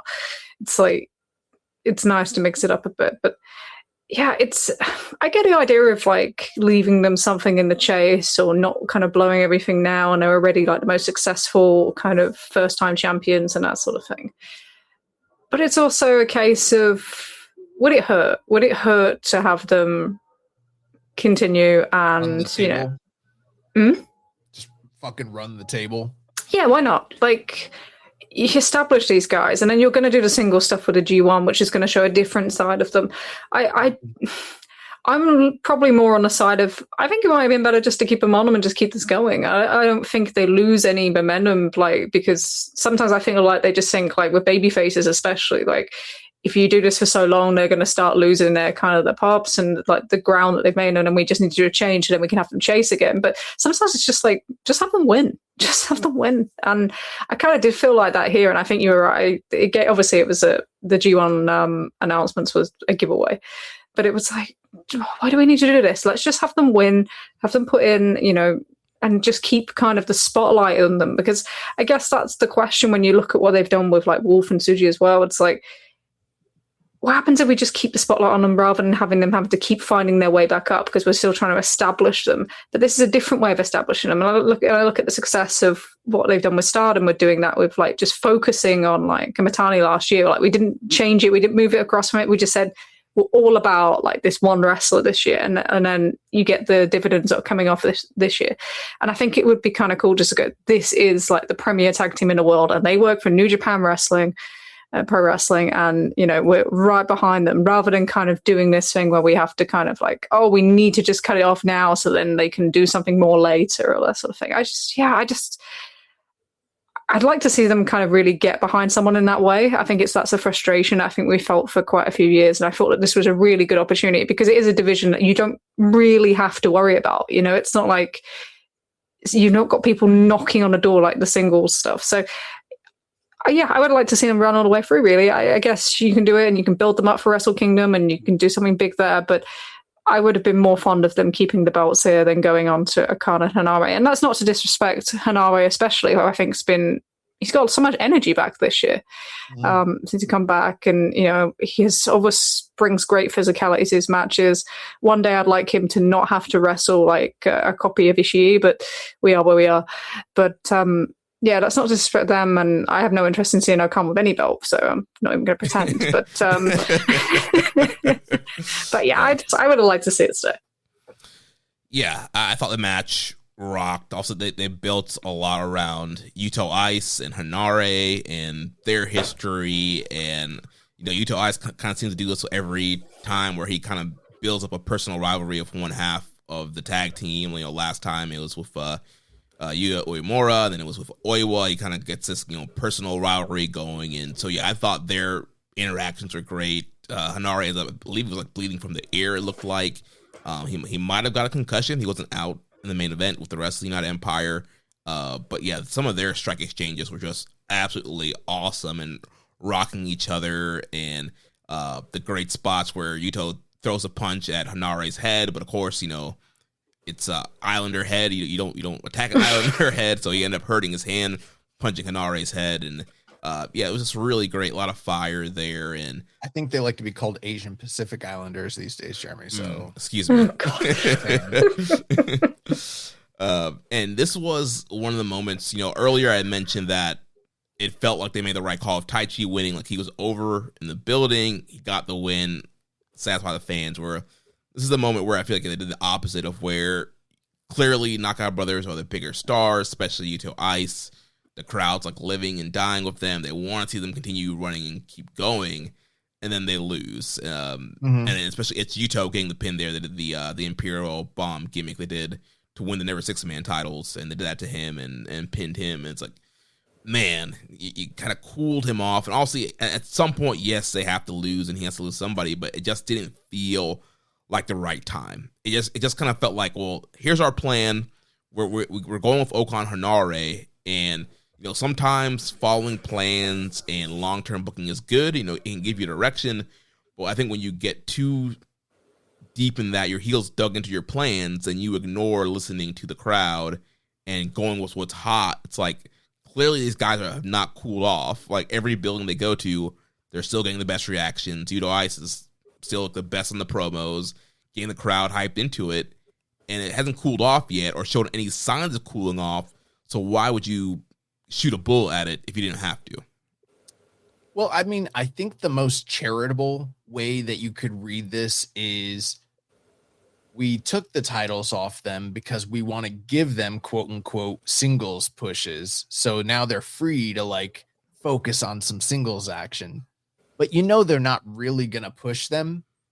I kind of feel like it's the opposite. I feel like the reality is like, oh, they're this big tag team act that are so hot that if we keep the titles on them, and I feel like they think that if we have them get beat a lot in this tournament, which they probably are, I mean, they're still going to do respectful, but they're going to get beat a lot, then it somehow hurts the belts or hurts their run as like a tag team. So I feel like they probably feel like we're doing them a favor. We're giving them like the reprieve of like, we're taking the belts off them. There's less pressure. Now they can like focus on their singles, take their losses, and then regroup and rechase these belts and get them back probably by Wrestle Kingdom or before World Tag League or whatever the fuck. But yeah, I agree. I mean, I feel like the hot hand's the better way to go, and let them break the fucking record. Who cares? And if it does turn into a situation where it's like, hey, they're so hot as a tag team, we now need to start like pushing them as singles guys, so be it. That's what you kind of need at this point as a company. Like, you can't avoid stepping on Reiwa guys and outsiders and foreigners' toes just because these guys happen to be over, and they're not supposed to be, because they don't look like they're supposed to be, and they weren't treated like they were supposed to be from the time they were signed, and they're definitely not paid like they're supposed to be. But so be it. If you stumbled your way into one of the biggest stars in the company, and it's funny, people in the West still don't see it, but like, we see it, and we're going to be the early adopters who are going to be right, provided they don't fuck it up. and screw these guys over and get them signed over to WWE like the rumors were earlier, at the end of last year. What's the worst you're going to do? Luck your way into like a top drawing act for your company who can make you tons of money? That's what you need right now. And that will never happen with Great O'Khan.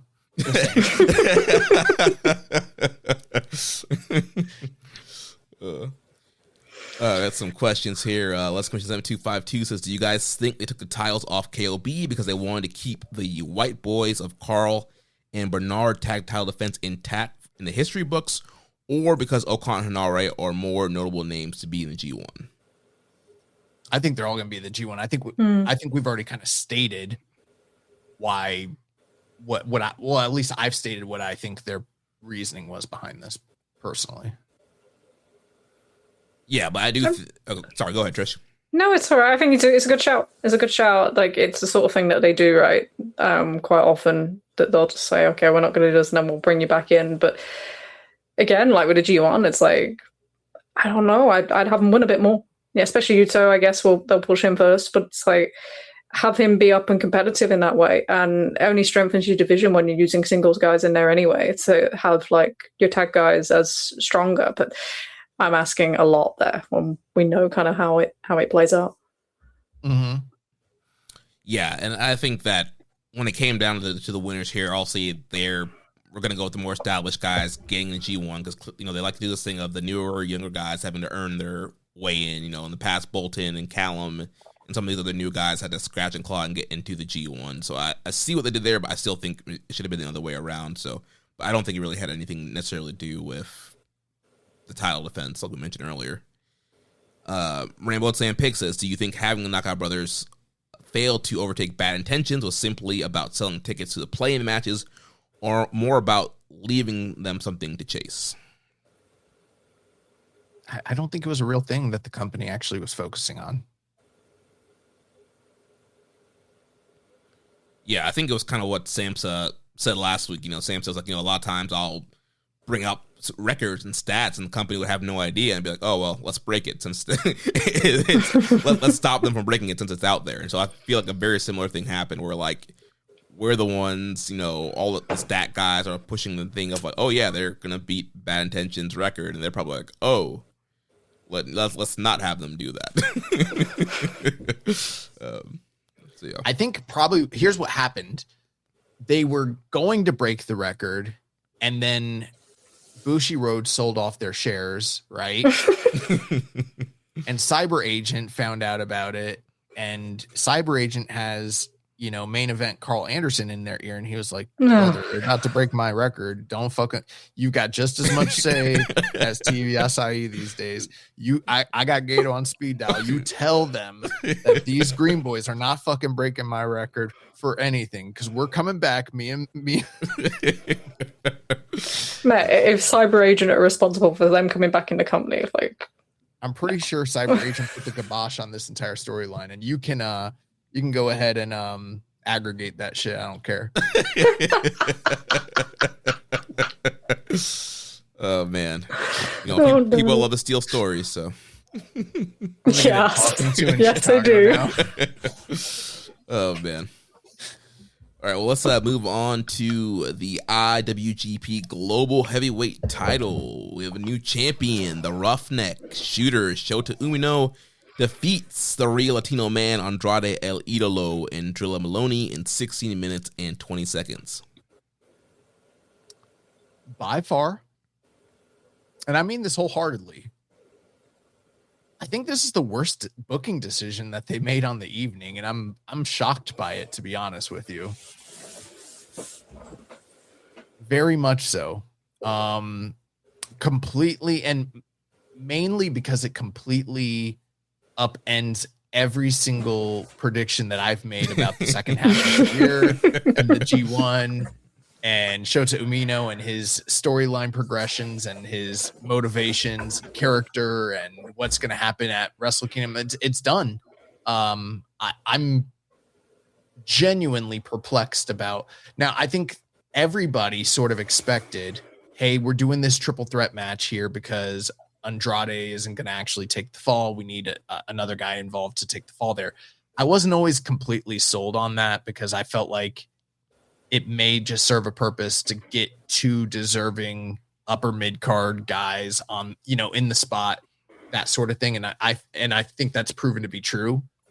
But all the same, I sort of expected it to really just be Drilla here. I thought he was the deserving guy and made more sense to like get the white belt run. Shota winning here, there's nothing wrong with it. It's fine. But for a guy who the entire story for him, and I'm not even a Shota stan, but for a guy that you have held off from him ever achieving any sort of title victory, singles or multi-man, or he's never won a tournament, he's never won anything in this company whatsoever. And for it to be at Dominion and not even in the semi-main event, but like third from the top, and it's some good names, but it's a triple threat match, and you did it here, that just like, it's the most Shota shit ever, because it's like now the cherry's popped. So you can't ever go back and like put the genie back in the bottle and say like, oh, we're going to give him the big title win. Like, this is his big title win.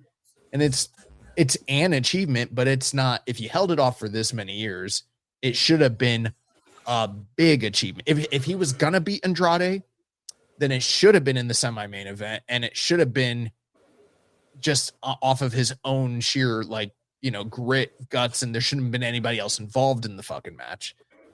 And there should have been like confetti or something, like, or people coming out and carrying him around.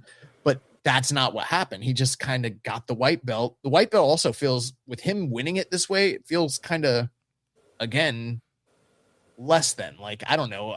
I want the red belt back at this point. Like, why the fuck did we get rid of Kenny's belt? Like, that was a terrible decision at this point. So I don't know. The match was, now I'm complaining, the match was pretty good, as far as good as like a 3-way, just over 15-minute, title match could be with these guys involved. It was pretty good. So I'm not complaining about the quality of the match, but the booking here is just perplexing, honestly.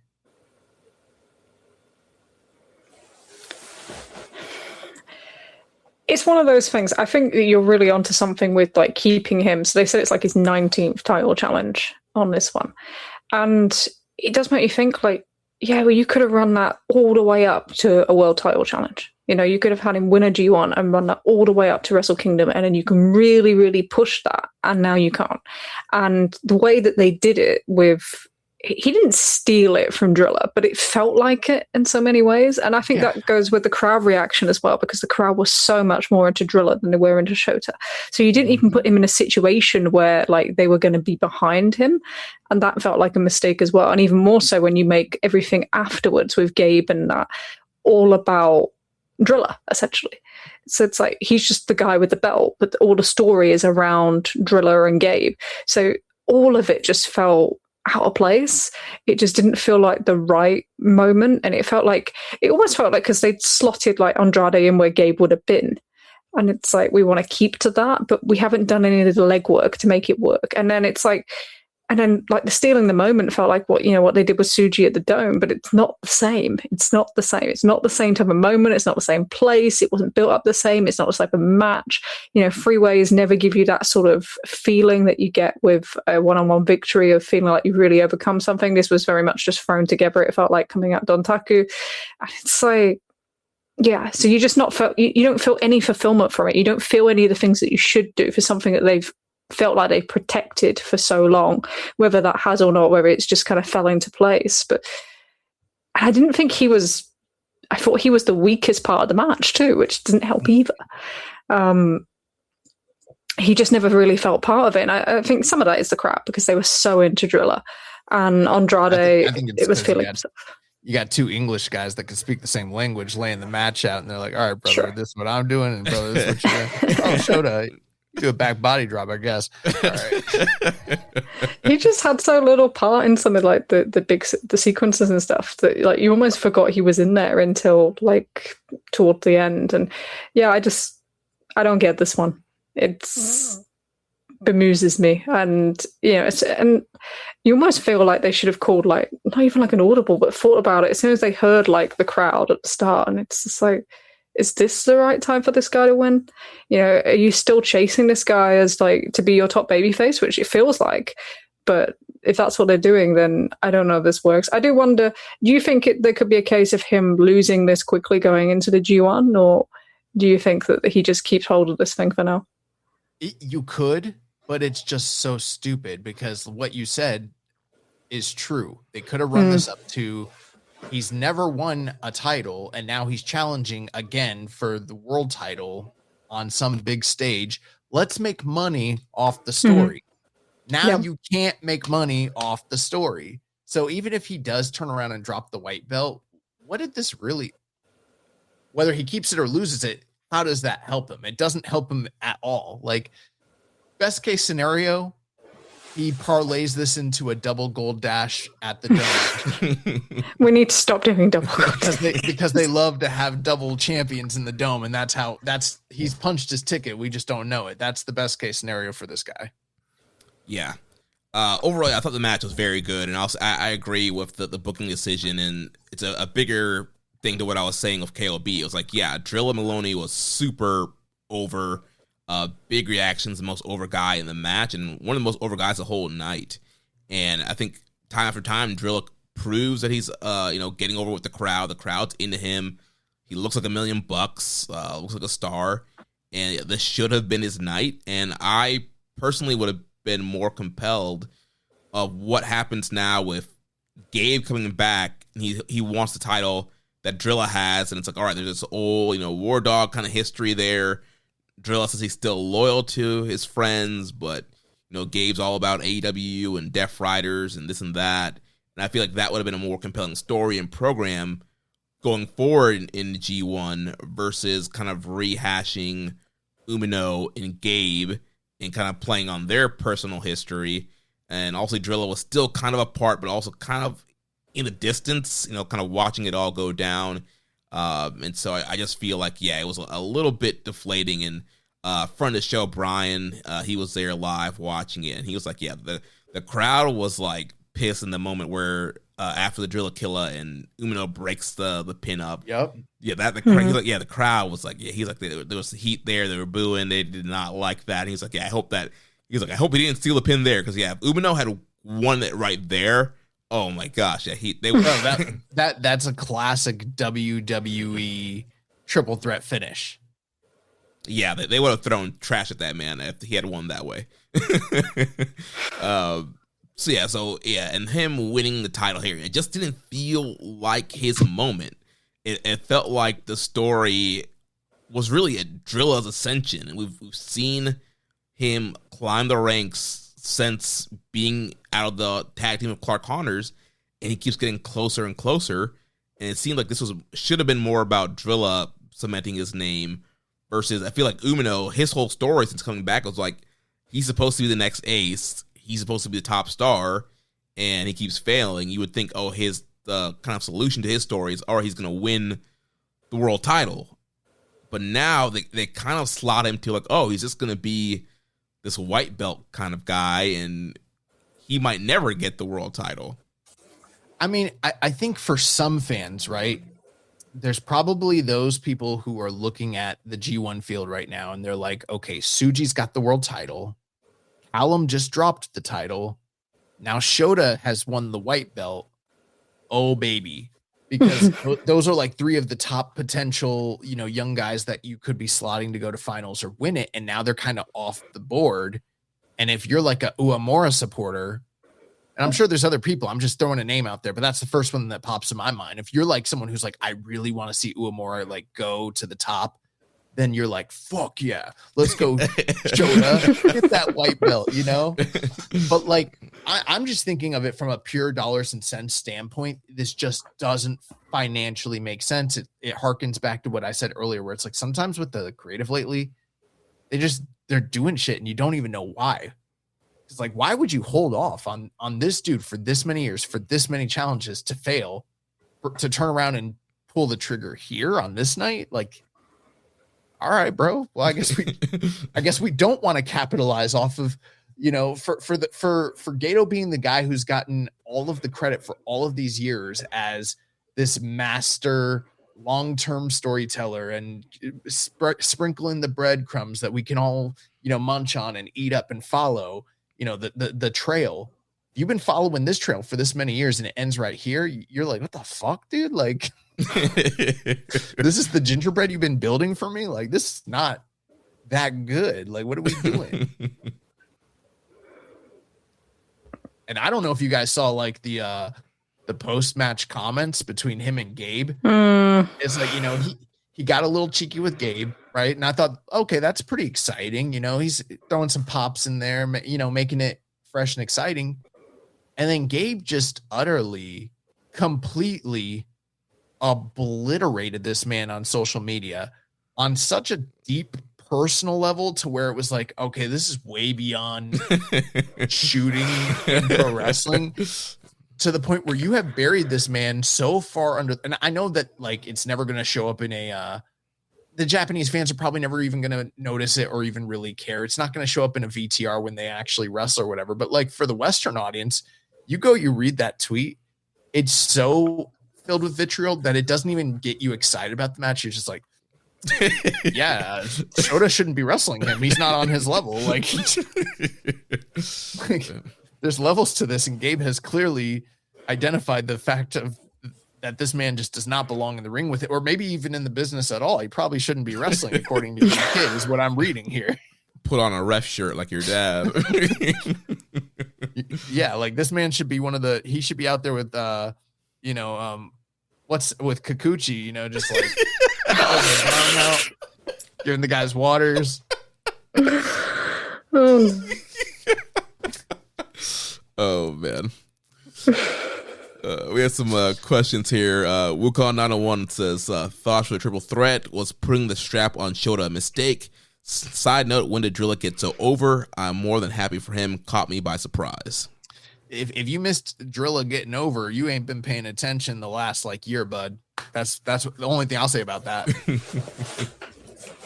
I think he got a real hand out of the tag league, the stuff with the team with Shingo. I think that really, really helped him to kind of get a little bit more acceptance as well. That was a really good tag league for that sort of thing. I know Finley and Hiromu have gone, but it just, I don't know, it just created a bit of a different attachment to these guys than before. And I think him then also reaffirming that he was staying and really helped too, because there is that, you read it sometimes when you read comments on I was reading some comments on Zach saying he's going to face Kenny as a number one contenders match in AEW, and they were like, that's great, but please don't get poached. They're all petrified. They are, and I guess it plays in with the Gabe Kidd storyline as well, but they're absolutely petrified of these people that are going to invest in it and just going to run away to AEW. So him reaffirming that he was staying, I'm sure had a big part to play in that at the start of the year as well. I think it goes further back to when he put forks in the head of Francesco Akira, because we all know Japanese people hate Italians, and when they saw a big strong British man pulling Abdullah the Butcher on a little skinny Italian guy, that's what got him over. Don't let anyone change the narrative, try to change history. That's what took place there. Yeah. Also, I think Osaka is just a war dog country. They've had the dog pound cage matches here a couple years in a row, and just feel like the war dogs are always over in Osaka. But it's like what Josh said. Yeah, they've built him along, what Trish said too, with the War Dragon stuff with him and Shingo. The last year, sense of kind of breaking off from Clark Connors, the singles push / the heavyweight push / team with Shingo. They've really done a great job elevating. I mean, think back. This guy beat Naito as a junior. So they saw something from him back then. I want to know how they signed that off with Naito. How did that happen? Well, it was like an egg peel win. I know, but even still, geez. I think impressive. I think Naito's a body guy, and he saw the delts, and he saw the traps, and he saw the abs. Fucking hell! Of course, I'm gonna lose to this guy. Drilla was walking backstage, and Naito's like, oh. Popping the pecs. Open that eye up. He's like, what we got here? I see my destino. Oh. He was telling Creative he wasn't gonna do a job for him, and then fucking Drilla, he reached into his bag, he pulled out that baby oil, started splitting that all over his chest, start rubbing it. Naito's like, all right, you got me. Oh man. We had some more questions here. Death Triangle 720. Do you think Shota finally winning gold has boosted his perception with fans? No. No. Maybe. Not us. But not with me. And not with people in Osaka by the sound of it either. So. Yeah. Boo that, man. Man, that white belt sucks.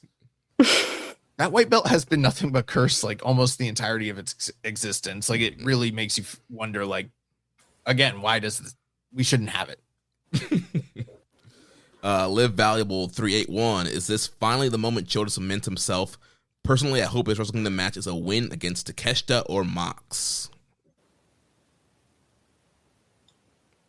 I don't know. I think it speaks back to if you were an individual who was like, I don't have faith in Umino. We already saw what he can do in the Tokyo Dome. Keep him the fuck out of my main event. You're probably happy about this because then you know he has no business being in the main event and he'll probably be in some sort of meaningful singles match, but he's not going to be the main eventer. And I don't know, maybe that's for the better. Who knows? I don't think at the moment it would be a great thing to put him in there with Takeshita. And that sounds crazy, right? Because Takeshita is the best worker in the company, but it's like with where Takeshita is with crowd reaction, where he is, like, why do you don't want to be fighting uphill battles. You don't need to be. So, and the Moxley thing, I'll believe it when I see it. But it's like, I don't think any of that benefits him. That's where this decision is so like crazy, because the most obvious thing to do would be to do the chase and then to do a Suji and say, you succeeded where I failed at the Dome and that sort of thing. And you've just taken it off the table. And then you look at the other options, and I don't think any of them change where he is. And you are in danger of typecasting him as like an upper mid-card guy now. If he ever tries to like face off with Suji, he's gonna be like, I won the white belt. Suji's gonna be like, yeah. I held that shit a long time ago. So did Gabe. So did Finley. Like, what do you like, Osprey? What are we doing here? Like, bro, I held both titles. I was double champion. Yeah, I think the Takeshita match on the right night, like if you get a crowd that really hates Takeshita, doesn't want to buy into him, like kind of the formula we were talking about earlier, like that could potentially help Umino. But again, he gets so much hate himself, like it's not like a full-on lock for that to happen. And yeah, I think him winning, and I think a lot of fans, they might see this as, like the old school WWF, or like, all right, the IC belt is what's your stepping stone to the world title. And that's not always the case in New Japan. Like, just because you win the white belt doesn't necessarily mean you're always in line to be elevated. It could just be like, yeah, you're an upper mid-card guy. We see you good enough to, main event, a B show when we're doing, multiple nights of a tour. But I don't think this necessarily guarantees, like, all right, they're giving him this to get him ready for the world title. Yeah. I mean, that's one way you could look at it. You could look at it as like, this is the stepping stone to getting him ready. But the reality is, in this company, the white belt isn't that stepping stone. The G1 is really that true stepping stone. And I don't think he's going to win it this year. And before this match, I had him as my odds-on favorite. And now I'm 98% confident he's not winning the G1. Well, yeah, that led into the next question. Last Commission 7252. Even as the global champion, as Young Boys pick for Shota to win the G1, still in for which end, or does he have a different pick now? I haven't given any thought to who it will be now, but it's for sure not Shota Umino. That's done. The story's done. He finished the story. The story was supposed to be, you guys have all accomplished these other things, but the one thing that I've accomplished that the rest of you haven't is winning the G1 first from the young guys in our generation. But in order for that to have worked, he would have had to have failed at challenging for this title once again, so that the G1 was a redemption arc story. But now he's like got a title. It wouldn't make any sense. Like, it's done. Yeah, I think his only hope, like you mentioned, is if they're like, all right, we need a drawing main event, double gold dash. He's going to win that. And it's him and Tsuji. Tsuji's in another double gold dash. And winner gets both belts. Having that match for both belts at this point makes that match weaker than if they would have had him go into the tournament without the white belt. The only positive in that situation is if we can say like, oh, okay, they're going to amalgamate the white belt back into the black belt again, you know, but then you run into the same issue we've complained about in the past where it's like, we have no secondary title now. What the fuck are we doing? Yeah. maybe Takeshita can just headline shows as the TV champion for a bit. Yeah. Takeshita versus Owens, a main event anywhere around the world. I mean, Kevin would be great, but I was talking about Lone Star Outlaw. Oh, my first pony, Chase Owens.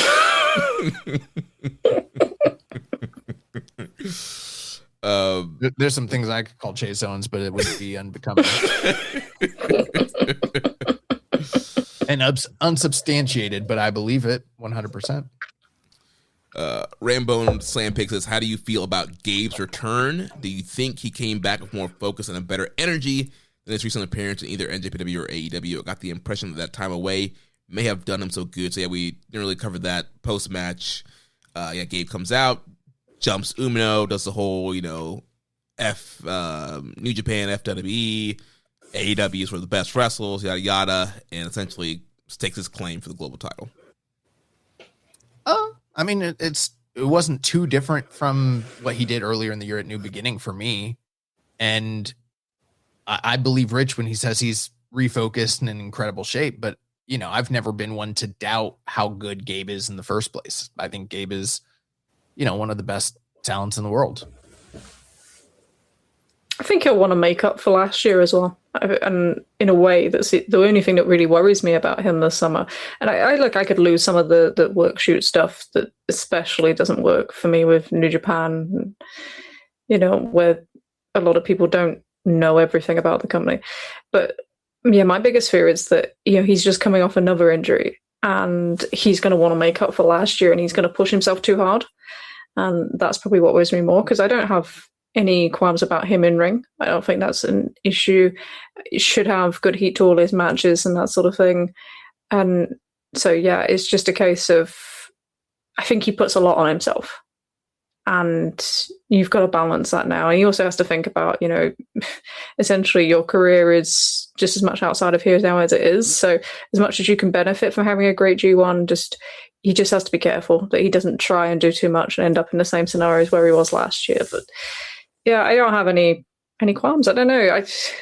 I always wonder where the anti-Gabe stuff kind of comes from. And some of it's the gimmick, right? And some of it's just, I don't know, maybe it's a promo type, I don't know. But I don't feel it with him. Is he going to move on completely? Yeah, I'm sure he is. But that's just the nature of things right now. Yeah, I think he looks in great shape. And kind of like Josh was saying, we've never doubted Gabe's abilities and his determination. I do think the one thing that has been the one thing with him that's really hurt him is the booking. And it's in both companies at this point, because he's out here saying he's representing Death Riders, but in AEW, he's clearly been just with the dogs in the last couple months with Feelings and Connors, and then Death Riders, they're like kind of doing this quasi babyface thing where they're training. Will Ospreay's their young boy. They're training Ospreay to get ready for Wembley because Ospreay needs to learn how to work. Yeah, he needs to learn how to work. He's this young whippersnapper that doesn't hasn't been the best wrestler in the world for like the last 6 years. No, he's just a young boy now. And so yeah, it's just a very weird storytelling of like, all right, he's representing the Death Riders, even though he's part of the dogs now, and I don't know, it's just very weird what they're doing with him. It doesn't really make sense for either brand. I guess they're trying to pull in the Death Riders connection because of Umino, But like, if that is not leading to Umino actually facing any Death Rider, then what's the point? It's really weird. Some of it is what you said, it's booking, but some of it is also self-fulfilled because he chose to make himself the lion mark, you know, it like literally the embodiment of the lion mark, you know, 2 years ago, and wrap that into his persona. No one made him do that. He chose to do that.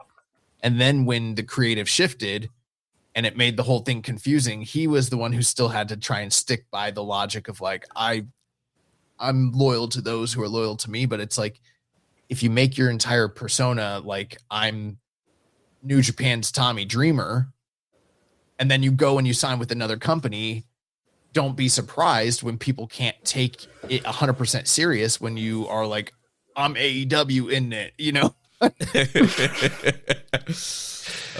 Van Damme says in AEW, Ospreay's more of a Death Rider than Gabe Kidd. Yeah, I mean, and at this point, he's not even really a Death Rider over there anymore, right? Like he's the Dogs now, right? Yeah, there's like a loose affiliation between the Dogs and the Death Riders, but the Dogs are clearly heels. Death Riders are like tweeners. Whatever Moxley wants them to be this week. Right, yeah. You know, it feels like Moxley wants to be the top babyface while the rest of the group are heels. And then the funny thing is, like, the last time he was here, he was cutting those, what Trish alluded to, shoot promos where he's like, I tried this shit and it made me sick because blah, blah, blah. And it's like, these are real life, real world frustrations that he's voicing about, you know, why it didn't work out for him in New Japan. But like, we've had conversations with like Japanese people over there where they're like, I don't know what the fuck's going on behind the scenes with the company. I only know what's like on the screen. And so they get confused when they hear insidery stuff because they don't understand what it means or where it's coming from, you know? Yeah. It's confusing. Yeah. And then even when he is still like accurately doing it, it still is counterintuitive to the character he played just a very short period of time ago. It makes him look like an unloyal and like discombobulated person, like who can't figure out who he is or what he really represents or wants to be. And that's so counter to his performance, and his delivery is so self-assured and he knows exactly who the fuck he is and he means it when he says it. But when you take a step back and you're like, well, a couple months ago you were in New Japan, and then a couple months later, you know, like these alliances and stuff you have, they just don't bear out what you're saying. The actions don't match up with the words. It's confusing. Mm-hmm. And some of their most successful characters, you know, going back, have always been ones where you always have like, you might be this, but we know underneath that this is you, and you've lost that now with Gabe because of all the kind of convolution and stuff. So people can't really identify with that as in a way that they could a couple of years ago, even as a face at the heel. And yeah, the promos they're messy. Like there's some of the stuff with Shota, and it's like, oh, you know, get your dad to go to the office. Like people in Japan don't know that. Like, what are you talking about? He's a referee, you know? So I just think that some of that stuff's unnecessary. I think there's enough to him that he doesn't need to rely on that stuff as much now. And I know it's like an easy thing, and you're thinking you're right. You're just trying to like put the pieces together in how do I make this work? But there has to be a time where you can just be, I'm Gabe Kidd. And we've kind of come away from that. Yeah. Stale Burger Bun says, if I roll my eyes when Gabe Kidd does his NJPW, I'm AEW in it routine. Am I getting worked? A little, but it also aligns with what we just talked about.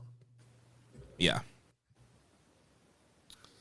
But it is like, you hate this company so much, why you keep coming back? You don't want to be here, but you're working a G1 tour. Like, no one's forcing you to work G1. You don't got to work G1. Like, right. MJ says it's the best outcome for Shooter, a possible Death Riders feud ending with a defense versus Mox. Yes. Actually, I hadn't thought of that, but you know what? He's right. That probably would be the best case scenario for him in this situation. But will it happen? Probably not. I don't know. It's January 4th. Why not? I don't know. Let's look at the calendar. What's AEW got going on that week? It's more about what does Moxley want to do that week. Well, he would love to work Tokyo Dome. That falls on a Friday, so it just depends. Do they need Mox on the 2nd for Dynamite? Does he have enough time after that show to like get to Japan to do the match? I'm sure he does, but does Mox want to put them shoulders down for Umino? It's the big question. Oh, I never said anything about him losing. What are you talking about? The fuck are you talking about, dude? Oh no. All right, kid, you're gonna hit me with the second chapter. I'm gonna kick out at 1. Then get you on top rope, do a super death rider, put you out real nice. Mox not losing to Umino in the Tokyo Dome. Crazy. Oh man. Well, let's move on to the semi-main event. IWGP Junior Heavyweight Title. Direct Drive Yo defeats Doki in 17 minutes and 57 seconds to become the new IWGP Junior Champion. Someone, I don't remember who it was, but someone was in the live New Japan chat saying that I needed to take my liberties when it came to this week on the show, when it came to Yo. And I was like, I've been taking my liberties when it comes to Yo for 9 years now. Like, what do you? And then he was like, oh, what I meant was, you need to basically apologize for the run of success that he's going on and, winning this title and blah, blah, blah. And I was like, hey, bro, if at the end of the worst junior title run of the modern era, Yo turns around and knocks out a 2.5-star match in the semi-main event of Dominion, and that is his crowning achievement of his entire career. Hats off to the guy. Success, mazel. Congrats, bro. Happy for you. Oh my gosh. Strong 2.5-star match, in the semi-main event. Good job, Yo. It feels like a crazy decision to have this in a semi-main event rather than Aaron Wolf. And I know, like, they obviously thought it was a big moment for Yo. He sold, like, crazy amount of tickets for Ota for the final, for the Best of Super Juniors. But, like, what this match is going to be. Like, we don't need to pretend. We knew where it was going to go. We knew what was going to thing. And they're both very formulaic at this time. And that's kind of a sad thing to say about Dookie because, he once was just a great wrestler to watch for a period, and now he is House of Torture. So, yeah. I don't really have a lot to say about this one because I didn't feel anything. And I'm fascinated by the Yo connection. I was asking people that were at Otta last week, just explain it to me. Like, what is how is it just because he's been around a long time? Is this the Goto thing, but on a different scale, or what is it like? Because there's nothing that feels different about him or things that would create that sort of enthusiasm. And they'll give you kind of the basic stuff, but I don't get it. And I think there's a difference with sometimes when something seems to be working, like for a crowd or for a thing or to be successful, that we just say oh, that means it's good, but this isn't good. So I don't know. It's like mass psychosis, right? Some people jump on and then they're like, "Oh, I don't want to be left out. Like, this guy's good. He's getting over. I like him too."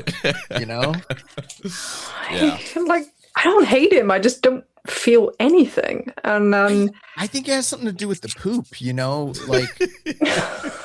What? Well, no, just follow me here. So they always talk about when you're trying to get over with a crowd, right? You need to find that common connection. What is that thing about you that you like, that you do, that helps you to relate to this audience so that they care about you and that you can show that you're one of them? And it's I think he has found the one thing that no one else has ever dived into in the entire in over 200 plus years of professional wrestling. all humans poop. And this guy is obsessed with poop, and he talks about it, he plays with it, and it's just like that museum that's in like Odaiba. They have like a poop museum in Odaiba, don't they? Right? Van Damage says, cult leader, yo. I think there's this primal thing where it's like we're all ashamed of this, and he has lifted that shame to be like, no, this is a beautiful thing. It's we all share in this human experience, and everybody poops. And I'm gonna champion it for you. And I feel like in Japan, they're probably like, there's some repression there, and they're like, fuck yeah, this is our guy. He's going to bat for us. Oh man. I know they're repressed because when I was in the stalls, right, and you're using the gays, they got like sound machines that you can turn on, and it'll make noise so people can't hear when you're doing your business. Like, if that's not shame on some level, then I don't know what is. So that tells me him lifting the veil back it's got to be. That's the only thing I could think of why people love him, honestly. If I was to guess 1,000 reasons that you'd come up with for why people like Yo, I would never have got that one. Shitty wrestler. Makes sense. Oh, man. Yeah, I felt like the junior title being in a semi-main event here was like a here, damn. Like, we've been complaining for years, like, why are they sticking the junior title on these random Korakuens and not on the big shows and the big spots? Like, fine, you want a big spot? Here you go. Yo and Doki, shut up and enjoy it. Thanks, Desperado. But yeah, it's what we expected. All shenanigans. You had How the Torture running around, Watto being a geek and getting laid out, and yeah, eventually Yo was able to overcome what instead of the direct drive, gets the pin on Doki. He gets the win, and then Sho jumps him. He wants a title shot, and then Watto attacks Sho, or Akira comes down, attacks, and Fujita gets out from commentary and sets up a four-way where the winner will get Yo at the final Korakuen of the Road to G1 tour. Then we had some questions here. DeFranco720 says, do you think Yo's BOSJ win boosted Dominion's attendance? Couldn't hurt. Yeah, possibly. Quite possibly. There's obviously something that we cannot see that's leading to people actually going out and buying tickets for this guy. So, yeah, quite possibly. Yeah, maybe. Siamese Twin Cobra says, young boy, I'm sure is thrilled about fast fashion Yon Cena finally winning single soul. Who beats him for the title and when? I don't know. I don't know how long he carries the belt. To me right now, and this is a carryover of our discussion last week about the end of Super Juniors, the junior division is just this nebulous thing that just it exists. I don't know what it's for, who it's trying to get over, what the story they're trying to tell is. Like, I guess this was as satisfying a potential story ender for the Doki terrorism run as you possibly could get. And now Yo is going to get an opportunity to run with the title, but I just have no concrete ideas for like what that even looks like or how long it lasts, what the overarching theme or story is. Like, I know that I've been criticized for saying I don't know in the past, and I know some people are like, well, damn, come up with a story, but it's like, I can't even, this thing has no corporeal form to me. It's just ether. It's just out there. I guess they can do the Watto thing again, and maybe that's where they go with it. But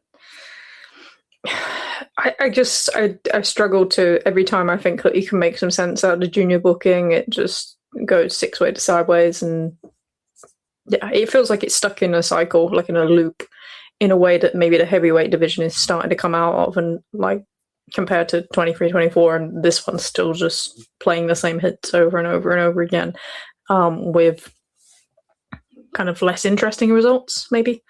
I feel like the two things that you could probably say if you were just trying to be optimistic is you could be like, well, Watto has a chance to chase, or you could say, oh, we can get back to the Fujita match and finally crown him. But if you're being a pragmatist, then it's Desperado, and Desperado's going to beat him in the dome and win that shit back, and everything will be right in the world the way it should be with the junior division, with the king back on top. Or the other thing is, obviously him and Show are always linked together. So, Stop it! That's like the fourth one now. Hey, I'm just saying facts. I expect them to do that. I'm ready for Hiromu to come back and beat this man. Is what I'm ready for. Oh man.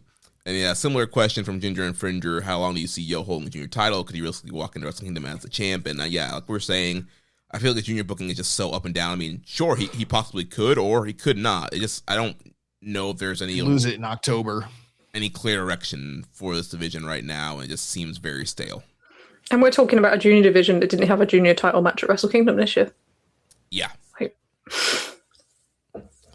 Rambo and Slam Pick says, did seeing the 4 challengers for the junior title come out after the junior title match make you feel differently or better about the booking of that division?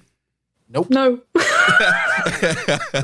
No, because the 2 guys that came out that are truly deserving to be at the forefront in Francesco Akira and Kosei Fujita, it just made me lament how they were handled in Super Juniors and where they're at right now, why they aren't a bigger deal than they should be, Yeah, I'd be a lot more excited if the junior picture was Akira or Fujita defending against each other. Mm-hmm. How come Eagles didn't get to come out? He was in the fucking Final Four. What the fuck are we doing? Yeah. HP Brad Valoria says, Yo ranked first on female fans' favorite NJPW wrestlers, and he won BOSJ in the title. Do you think that they'll book the G1 the same way? Ren Narita did rank top 5 as the top heavyweight out of everyone. No.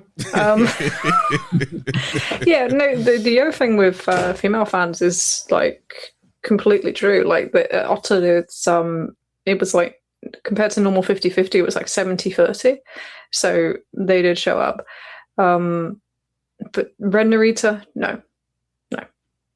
That, like, if you go back and you look at like popularity surveys, so you'll see the same people in like over there years and years and years, and it doesn't mean anything. So they don't always go with that. Yeah, if Ren Narita's winning the G1, then something's gone wrong. Yeah, if Ren Narita's winning the G1, I don't think you're going to have a podcast the next week. Well, let's move to the main event here. IWGP Heavyweight Title, the Gene Blast. Yota Tsuji defeats the Prince Callum Newman in 24 minutes and 32 seconds. I think that when I watched the match, I didn't pick up on it was so early for me that I was kind of out of it. So I'm watching it live as it's occurring. I'd just woken up. But I'm noticing something's not entirely on with these guys when it comes to timing and pacing. Like the chemistry was just it was dragging in a way that it wasn't in the first match. And it was kind of surprising because when the match first started, things were really fluid. Like I liked how crisp and fast and like familiar these 2 guys were with one another. In fact, there's one, no one else is going to pick up on this maybe, but I loved when Tsuji did a drop down. And tripped him. And he tripped Cal Newman off of it. And I'm like, you can count on your hand how many times in your lifetime you've actually seen a drop down actually work. But that's what the drop down is for. You always see people jump over it. So I loved the way that they did that. It was pretty incredible. But at some point in the match, and I know we're going to talk about it, but after the match was over, everyone was discussing how there seemed to be an injury and that it was probably Callum. And I did notice that the match just when it didn't seem to get into the next gear down the final stretch like it was supposed to. It was slower and kind of weird. And then for a match that went 24 minutes, it felt abrupt in the finish. Like they went to a closing sequence and it was like, for a lot of matches, 24 minutes, that's a pretty long, lengthy time. But this felt like they had a lot more to go and it just sort of got wrapped up. And the finish wasn't super surprising, the fact that it was Tsuji, but the way that they did the close was like he hit the Gene Blast, and then he hit this new Raging Fire Blast or whatever it's called, and then pretty much picked up the win. And I was like, oh shit, he beat him. Like okay, I guess that's it. Like, they want to put this guy over strong, but the match was in no way bad, but it wasn't as great as you'd hoped it could have been between these two guys. And it does feel very much like the shoulder injury was probably the main culprit behind that. Yeah, I think you can see, like, I'm kind of the opposite. So, like, anything like that happens, my light little antennae goes up pretty much straight away. And you could see that they went straight pretty much to the finish, because they had like a period of time where like Red Shoes was checking on Newman, and then you could see him kind of going back and forth between the two, and they just went straight to their finish from there, really, which was just like straight into like first sheet blast, second into the fire blaster, the new kind of thing he's doing.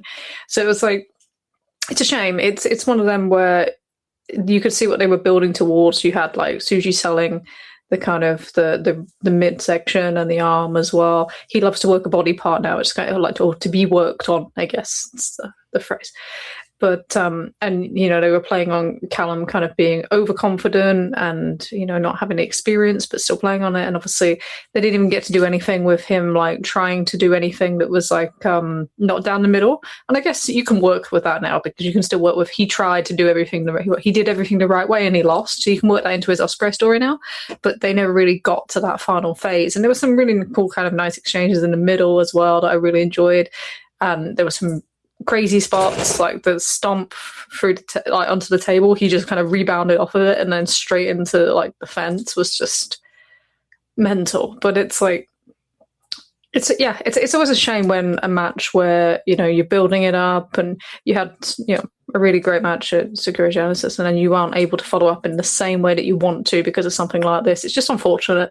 And you can see, I think you can see Tsuji was quite shocked, like kind of shook afterwards as well. It took him a little bit to kind of get his way around again before, doing the speech and that sort of thing. You can see Shingo talking to him too, and while Jake and Kira were leaning over Newman. So yeah, it's just a shame. It's a shame. Hopefully it's something that when they get all the results from back, it doesn't mean he's out too long. You don't want him missing the G1 potentially if he can. Or even like Forbidden Door, he was definitely going to have a role there. So it's like, it's a shame for him and for it to go this way, because, they have, up to now, seem to have pretty good chemistry between them. And I think both of them improved so much in terms of putting matches together and like sequencing and all that sort of thing, and just the way they impact as well, and with the crowds and that sort of thing. So it's a shame. But I enjoy what we got. But I can imagine something much more with that last kind of 10, 15 minutes or whatever it would have been building up to a finish compared to this.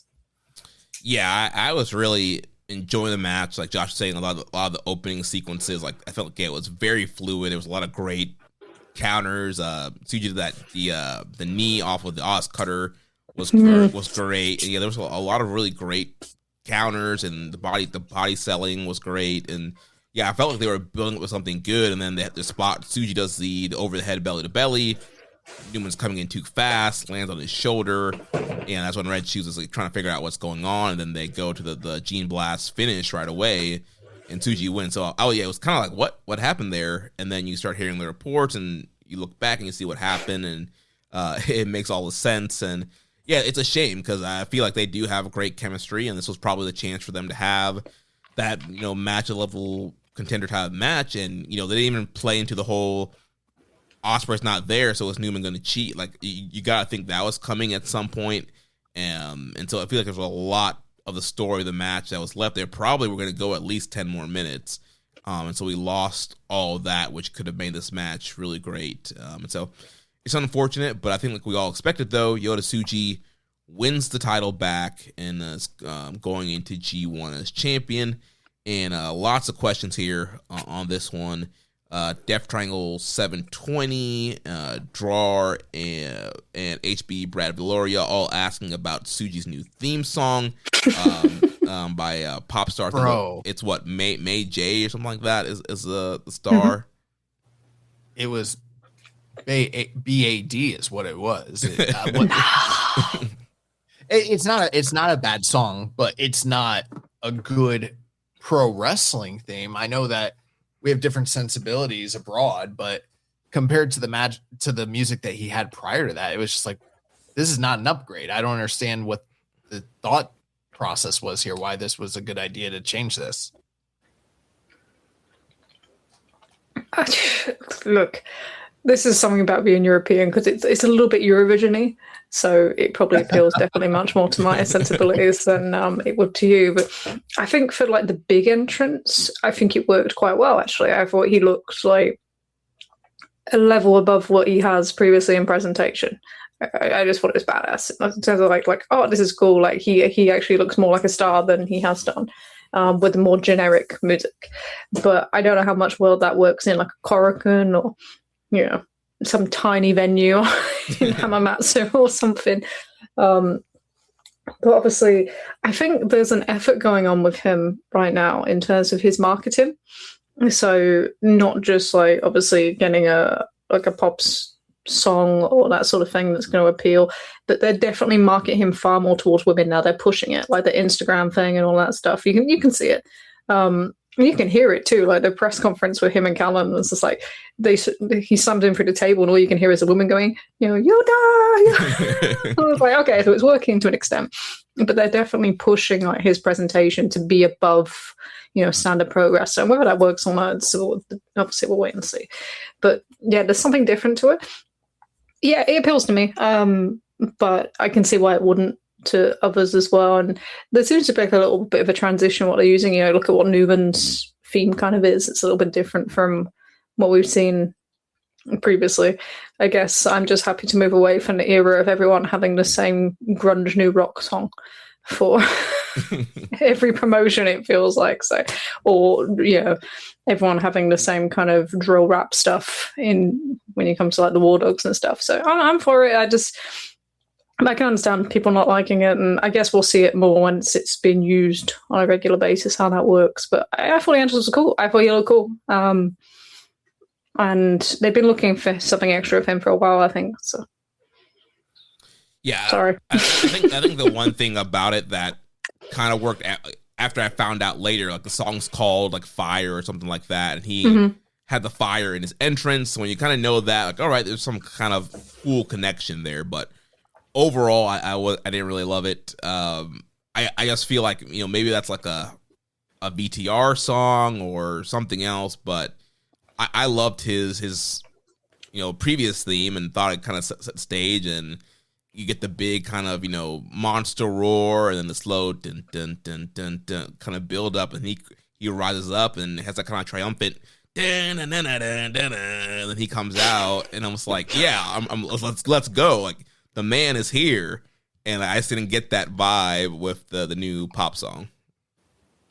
But again, maybe it's just us, and maybe the crowd loved it. And maybe I don't think it's bad if what Trish said, that it's just a special big match entrance, then that kind of changes my opinion on it. I'm worried. I thought that this is going to be his new entrance. Oh no, I think it's going to be his. I think it's going to be his new entrance, but I think it would work better as just like a big match entrance. It reminds me of when like the Kenny theme thing that he did at Dynasty, and it worked in like that big stadium, and then just doesn't work on TV at all. So it's kind of similar to that, but I think they're going to use it all the time because it's a crossover, especially. But I would prefer them to make it a special entrance, and then you can do all the fire shit that you want. Yeah. But Holy Almighty says, if Callum Newman wasn't injured during the main event, would he have retained the IWGP V4, or was it always the plan? No, it was always Tsuji. It was always Tsuji. It was never not Tsuji. Yeah, I think that it was all, if you follow tea leaves, like it was always kind of like we talked about earlier, like TV Asahi, like we got the big win in January with Wolf and Tsuji. We're going to run it back and do the same thing here. Death Triangle 720, do you generally think Tsuji's no outsider challenging persona will last? To put the V4, that got cut off there. Yeah, do you generally think Tsuji's no outsider challenging persona will last? I thought Josh was going to go. No. But no, you don't think it will last, or no, you're not going? No, I was gonna allow you to go first as the guest. Oh, okay. I didn't want to jump in. In terms of like outsider persona, in terms of like what, like he's not defending against outsiders, or just his anti-outsider? Yeah, I think his whole ruling of like, yeah, I'm not going out anywhere to defend the title. Like you got to come here, and you got to be. Well, actually, you have to be just a roster member, because the global title was what he was going to defend elsewhere, and like the IWGP is like, no, this is just for domestic New Japan talent. I don't know about the outsider thing of people coming in and not being able to challenge. I think that'll probably fall by the wayside at one point. But I do think there is some sensibility to the other thing that he said. And I was thinking about this earlier today. And, if you think about like the Madison Square Garden show and how kind of fucking cool it was to see not only just like a IWGP defense, but actual change. And then I think about like Royal Quest and how cool it was to see the first one in like the UK. And it's like these things used to feel special. Seeing an IWGP title match was like, it felt like important. And then in the space of like 4 or 5 years, we've gone from that to it can't even be top of the card on a strong show. And that is quite a fall from grace. And I do think that, whether you want to, take the work shoot, whatever stuff is out of it, and it's not, when you make that point about reestablishing the belt, it's about undoing a lot of the damage that they've done themselves, rather than it being some sort of interpromotional kind of war thing. So I think there is absolute sensibility to it, to being like, actually, no, I want this belt to be the most important thing, whether that's being driven by someone above him to him or whether it's him. Then saying that we're going to continue to have this thing basically presented on these shows or anywhere else at the same level as a mid-card title, because that's where we got to. And I don't think that was healthy for, the future of the promotion. It's not healthy for trying to sell things off the belt, which is what it's there for. It's there to sell tickets. It's there to be a draw in itself. And they were really, really in danger of losing that for a large period of time over the last 4 or 5 years. So him being like the voice of that, and especially because he is very much a Naito disciple, God, if everything Naito said got run through from Tokyo Sports got run through AEW Twitter, we'd all be like, I'd have to have left years ago. But it's like, he's always going to be vocal, I think, about how he feels, and it's always going to be a mix-in of work and shoot, and I think that's something we're going to get used to. But I don't think his actual premise is a bad thing, because they do need to do something different with this belt, and if you are going to bring back the V4 and you're going to change it that way, then yeah, absolutely, protect it. Like, what is the benefit of this belt being on any show in the middle of the card, defending against whoever? Like, top of the card or nothing. And that's the only way you're going to help to reestablish what this means, because it needs to feel special again. And maybe you won't be able to do that with the cast that you've got now until somebody gets really, really hot. But I don't see the harm in trying to protect it rather than just kind of throwing it out there, And especially, it's very funny, all this, because it's like, we're talking about a show that the AEW Men's World title isn't being defended on. So it's like, it's pointless. But in general, I do think that it needed to do something different. And I think you could feel like it was different at the start of the year. And then obviously we did Jake Lee. But it's like, you do. But that's the only way you're going to do it. Like, we can't go back to what we were doing last summer. We have a title change that isn't even in the main event. Like, what does that say about what the world title is now in New Japan now? So, yeah, I agree with the premise. Whether he'll continue to make the comments and stuff, he probably will. I said he learned under Naito, and that's a dangerous person to learn under when it comes to Tokyo Sports. So he probably will, and it'll continue to work people up in a way that I don't think I'd see anybody else manage to do quite recently, to be honest. I agree with everything Trish said there. The one thing I'd like to add is he doesn't have the white belt anymore, so part of the purpose of creating this delineation was to facilitate, like, this is what the white belt's for while I have it. This is what the black belt's for while I have it. Now he doesn't have both belts, so there's not as much worry going on as far as like, what is the purpose of these titles? When do I work with them? But yada yada. He will continue to make the cheeky comments. He is going to continue to be a disruptor and a rebel rouser and a homegrown guy and wave the Shinihan flag. But there's no reason that he can't wrestle everybody for the title or wrestle abroad with the title at this point, because he doesn't have the white belt anymore.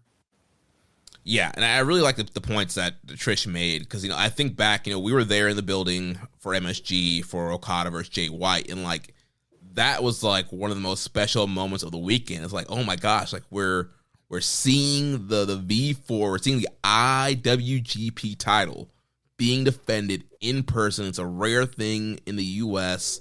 We're getting to see this awesome momentum moment. Okada wins it back. Like it felt super special. And then obviously post-COVID, you're getting these more U.S. shows. You're getting these random world title matches, and then Forbidden Doors in the mix. You're getting Jack Perry challenging for the title. You're getting four ways. You're getting the title is kind of devalued in the West. And I think, if we can get it back to a point of where you go to the show and you're like, oh my gosh, I'm seeing an IWGP title match. Like, that's where we need to get back to. And also, I think there's a way to get to that while having it being defended. You can come to the States. You can, make it special in Japan. You can bring outsiders in. Dan Coffin says some moments. Yes, it was a great moment. But yeah, I think there's a way to get that luster back and elevate it, and I think that's what they need to do. And I think Tsuji is a great guy to defend the V4 and kind of get things back to what they should be. Next question from that dude named Menace. What did you think of all the title switches on Dominion? Could have done without the tag. I think that this is usually a good point in the year for them to do a lot of title switches. It makes sense. There was this feeling that maybe part of the reason that they're doing this was like to create this reset for the new stories that they're wanting to tell moving forward. But there was so much complaint from fans in the West who just looked at the show on paper and said, oh, it looks like shit. And then you look at the talent involved, and we were reviewing it last week. Like, no, it's a really good card in terms of talent, but it's going to come down to the creative. And a lot of the matches on the show were good, even though they probably didn't usually live up to as good as they potentially could have been. But I felt like I was scratching my head most of the time at a lot of the switches and changes and directions, and not even just the changes on their face, but the way they did it, the reasons behind why they did it, how they did it. Like, that's where it got kind of confusing. Yeah, overall, I think also the tactile switch is probably one that I probably would have kept it on KOB. And also, I think Wolf needed to win the never title, but yeah, Yo getting the junior title. Also, there's other people I would have rather than Yo, but I mean, I guess it's gonna get off Doki. Tsuji was always gonna get the belt back, so it seemed like a lot of title changes made sense, but some of them was like, yeah, how we got here and what's going forward doesn't always make the most sense. Next question from Siamese Twin Cobra. Who does Extreme Cream Yodatsuji defend against post G1? Oh, man. I hadn't even thought about that. Like, who else is in the block with him? So he's got Takeshita, Sonata, Shingo, Jake Lee, Bolton, Goto, and Great Okan. And then the two playing. Well, it feels like Goto is like the de facto guy that they could easily get back to. So there's that.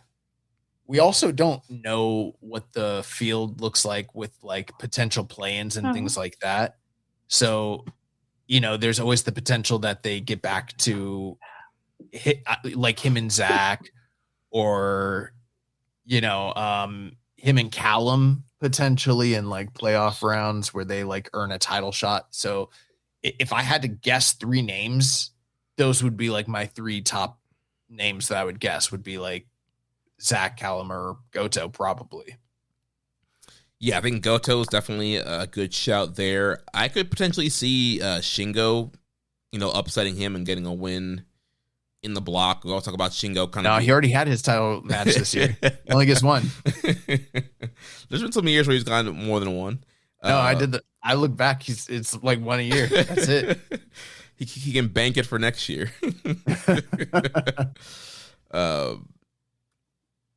Yeah, that's Dan Coffin said moments. Yeah, I pulled that up already. Oh, I'm getting tired. Yeah, Goto's probably the number one pick there. Let's see. Next up from Ginger and Fringer. With Tsuji and Andrade being tied, do you think we will ever see a third match between the two, this time for the world title? With who tied? Tsuji and Andrade. They're 1-1. Potentially. I think they could get back to that match, but I wouldn't be too surprised if they don't, because that's a way that New Japan has handled a lot of like programs between two top guys, from different companies. You trade wins back and forth once, and then they never touch again. Yeah, I don't really see them having a third match anytime soon. Tim Hunter says, should Tsuji be doing Forbidden Door at all? And if so, how would you book him? Because of his statement, anything but a proper main event, which he's obviously never going to get, makes him look kind of bad. Yes, I think that he has that's accurate. Last week I was listening to One Nation Radio, and there was a pretty funny segment that Rich did talking about who in AEW right now is, potential challengers on the right level for where he kind of views the IWGP is at this point in time, given the talent level and everything like that. The one title match that I was thinking of, he eventually got around to it, was like one of the last things that he listed, but it took him a while to get there. But as soon as he started listing names, and I thought about it immediately, I know it doesn't fully line up with the rhetoric Tsuji's had, which is like, it needs to be the main event, needs to be, blah, blah, blah. But I think I could get pretty stoked for a Shibata versus Tsuji match for the title somewhere towards the top. I know it might not be the main event, but like, we're never going to get it in Japan. And that's on the table. There's also, I've said this for many years now, I've said Samoa Joe is just one of those guys that it's like, it's a dream match. You put him in, he can take the loss. He's totally fucking fine. And he's the right level of guy to have that type of match. Yeah, I mean, Samoa Joe would be awesome. I think he's going to do a movie or something, but yeah, he would be a great guy to defend against. I mean, Shibata, if it's like regular Shibata, not Ops Shibata, then yeah. But yeah, I mean, see, I'm not watching, so I don't know like what's going on with Ops. Yeah, he's pretty much a cameraman for Hook at this point. Yeah, but it's Forbidden Door. You can dust off, the black gear and the towel for one night. Yeah. So yeah, I would hope that they have something for Tsuji that's creative, but yeah, I would want to see the title in an elevated spot. I don't want to see somebody like Jack Perry challenging for it.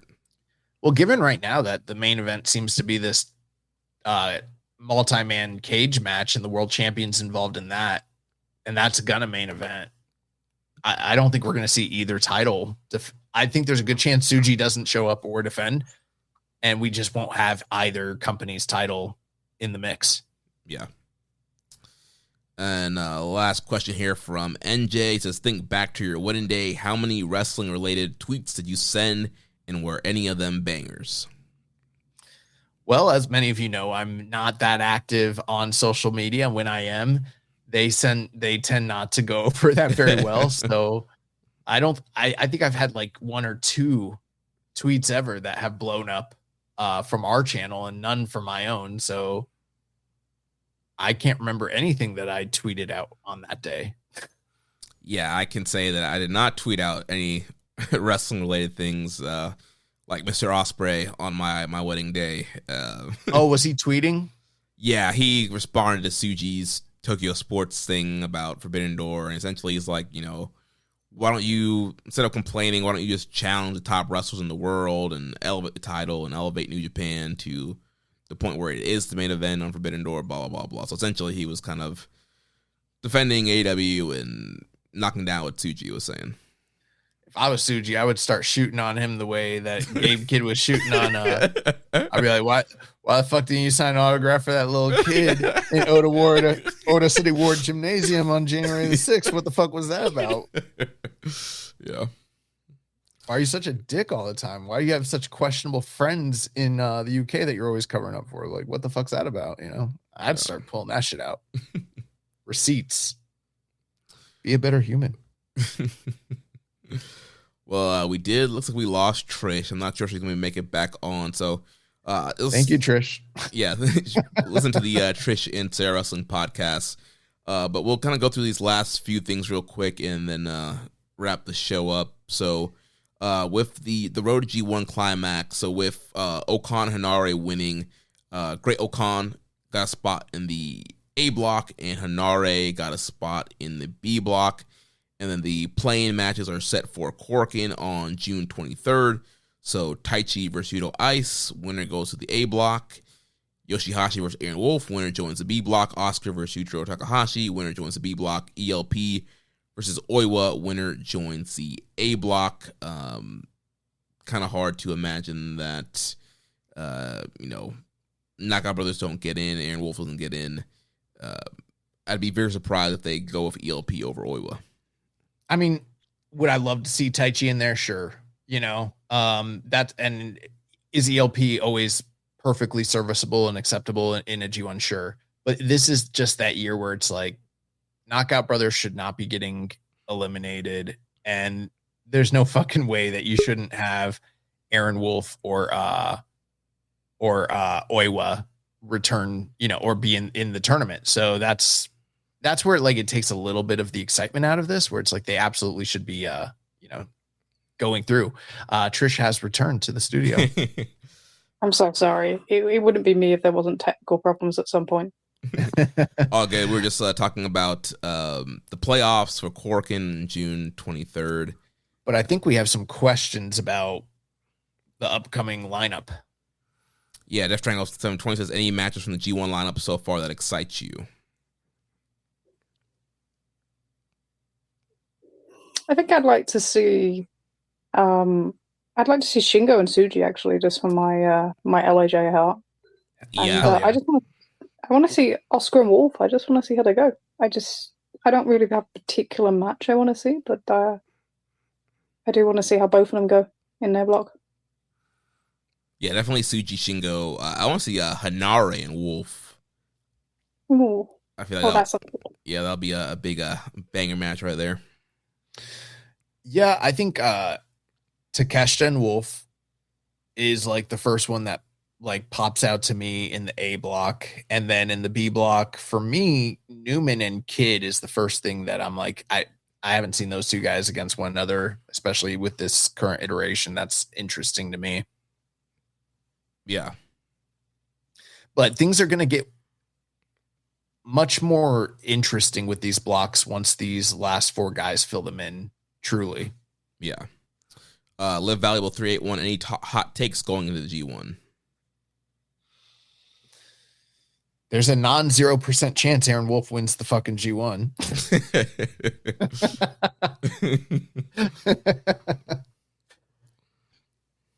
That's a good one, actually. I quite like that one. I guess you had the one earlier that is now a hot take, is that I don't see Shota winning the G1 in the way I did that month ago either. So fuck you, Shota. Let's go Bolton Oleg. That would be cool. Yeah. I don't see it though. I don't see it either, but that would be hard. Although I'd be happy if he pins Tsuji for a match. I'd be happy with that. Oleg and Wolf in the same block. Interesting. No, if Wolf wins, he's in B block. Bolton's in A. Okay, I misread it. I saw B and I thought he would be play in winner B getting into the A block. So then take away my first hot take was I wanted to see Wolf against Takeshita. That doesn't even make sense. Well, that could be a playoff match. Yeah, I don't think Wolf's actually getting to the playoffs though. Or maybe he will, I don't know. Then at that point, I just want to see Takeshita and Tsuji run it back. Do you think that'll be the Chicago match? I have no clue. I'll be there though. Could be. Jeremy won't. Next question from Different 20. Anything you'd like to avoid for this year's G1? Jake Lee. Jake Lee should not be in this tournament. Yeah. And Sonata. I don't want to see any Sonata matches. Yeah. Yeah. Let's get rid of that.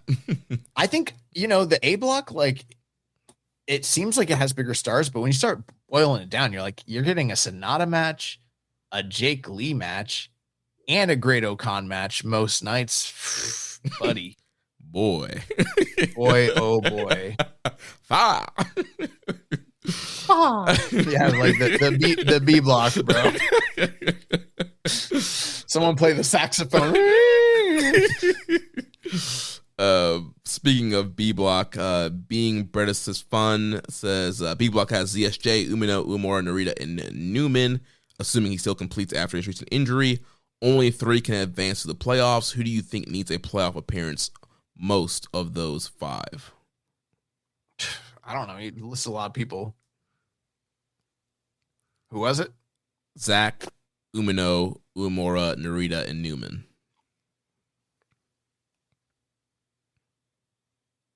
I don't know. That's very subjective. Saying who needs a playoff spot the most.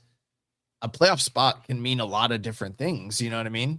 Like a playoff spot doesn't automatically mean an elevation or anything. We've seen guys like Great Okan and Tala Tonga get playoff spots, and it didn't mean shit for them.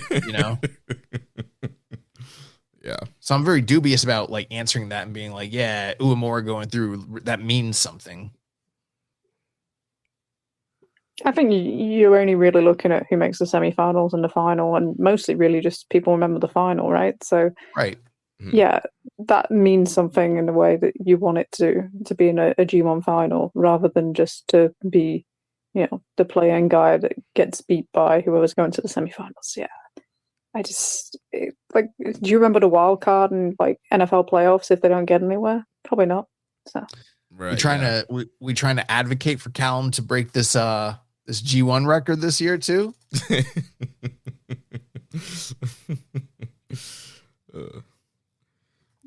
Next question from Ginger and Fringer. Do you see Wolf getting into G1? And if so, how strongly do you think he'll be booked? I think he's going to get in. As far as how strong he's going to be booked, it's really tough because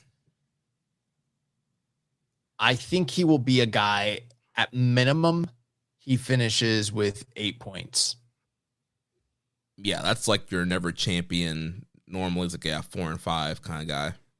And that's like minimum, but I think 10, if I was really guessing, I think he finishes with like 10. Which that's 5 wins. That's a huge ask. Yeah. I think it makes sense though. It makes sense with the level they want to push him at. Like if you want him to be at that level, then he has to win. I think it makes sense that he's got a lot of white guys in his block. Just saying. Yeah. Then other stuff coming up. So like I mentioned earlier, there's going to be a 4-way number 1 contender for the junior title. Also on that Corkin, the 23rd show versus Vegeta versus Akira versus Watto. The winner will face Yo on July 6th in Corkin. And then the Tiger Mask retirement matches are set for July 7th. He's doing double duty. He's going to be facing off against Black Tiger Magnus, and then Dynamite Kid Tommy Billington. And Noah Russell asks, what's your thoughts on Tiger Mask and his retirement tour and his retirement show coming up? Congratulations. Happy for you, bud. Wrapping it up. Good job.